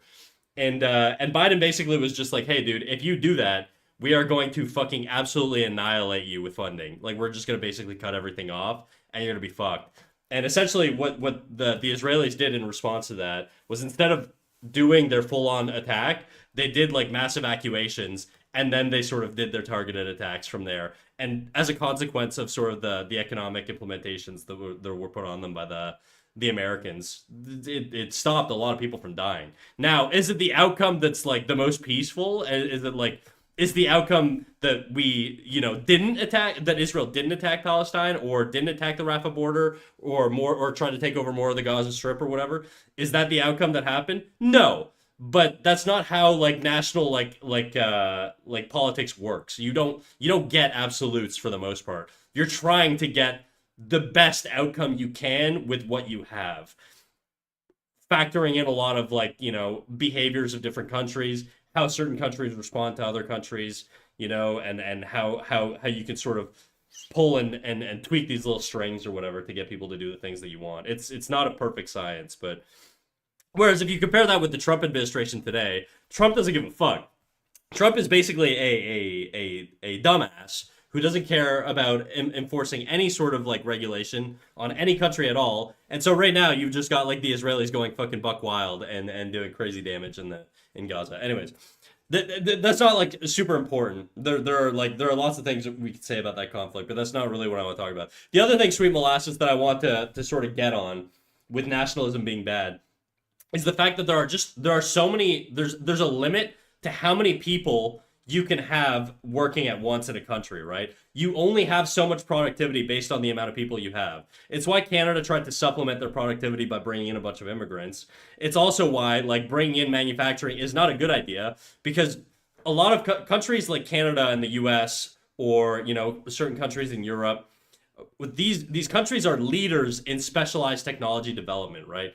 We have like China gives us a bunch of scrap parts that they put together in their plants, using their little like sweatshop labor or whatever, and then we assemble those into finished products using technology that only we have access to, that allows us to produce like an iPhone or a laptop, and then we sell it back to them, and then they benefit, we benefit, we get to be like the sort of the epicenter of like technological advancement in that regard. And if you start bringing back things like coal manufacturing that we've already we've offloaded to other countries and imported in the resources from, then you end up having to pull away resources in terms of productivity from these specialized sectors.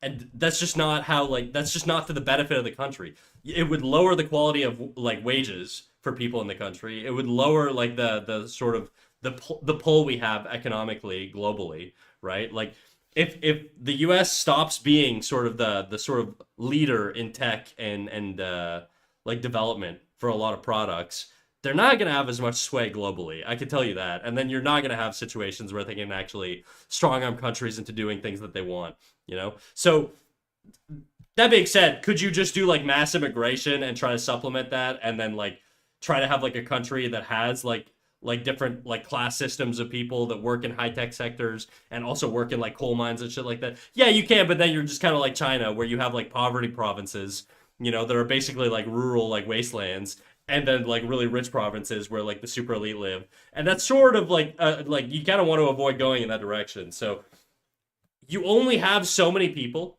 so you can only have so much productivity in a country. So you want to focus that productivity on the thing that's going to create the most value and the highest quality of life for the citizens in that country. So we don't want coal manufacturing. We don't want low income jobs. We don't want any of that shit. We want more specialized work, and we want people to be bringing in their best and their brightest into our countries to be able to produce the highest quality products we can. Anyways, I'm gonna read these last couple things. I'll let you guys get the last word on this, and then we're gonna rate out, because I've been yapping and I gotta end stream. So yeah, but then if that's the case, they just found a way to do the thing they were going to do anyways. Is that not the case? Well, they did a lesser version of that thing, and that's my point, right? Is that you're not letting them do as much damage. And like I said, you can only do so much, but... Okay, I can see that. I meant mostly in the instance where the exchanges of things that would be unnecessarily change the culture and society for another that is an overall good thing. I would consider that more patriotism, though. To me, nationalism is really just like, you want to sort of do everything internally as a nation individually. Nationalism to me is like the opposite of globalism, and patriotism I guess is like probably more like you believe your values and your country's values are like the most important ones. That's sort of how I see it, anyways. I don't know if there's other definitions, but to be fair, the concept of nationalism has changed significantly over time. I watched a video that's like 5 hours long on what fascism is, and it made me realize that there were actually a lot of ideas that came from different areas for different reasons that evolved into fascism. Yeah, that's true.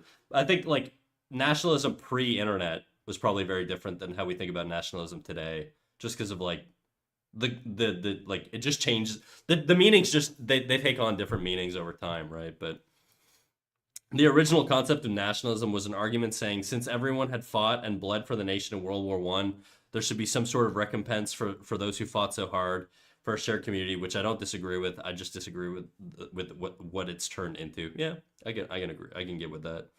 I guess I was getting them confused then. It's possible. It could just be that, maybe we just have different. To me, like patriotism is more like a culture values thing, and then nationalism is more like, how your country operates. Like if you thought of the country as like a business or whatever. Anyways, good chat, guys. I'm gonna raid out of here. I'm gonna leave you guys. Should we raid someone new? Don't want to hang out in someone's chat for a little bit. Let me see. Let me raid. Let's see what this person's doing.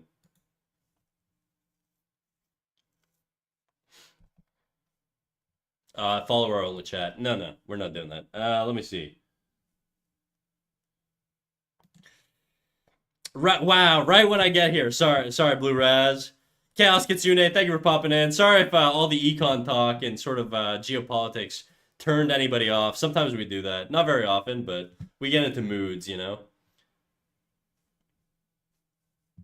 I don't know what this lady's doing or painting. She looks like she's painting. I can't see her. Oh, I can see her painting. Okay, we're gonna raid this lady. She's doing some traditional paintings. Looks pretty cool. The painting is behind her. Snails' tails. I don't know if she's gonna. Anyways, whatever. We're gonna pop in there. I miss political chat time. No. All right, guys. Thank you all for coming out. I appreciate you all. I will catch you all on Friday for the next stream. I'm gonna queue up this raid, and then we're gonna get the frig out of here, dude. All right, bye everybody. See ya. Bye bye.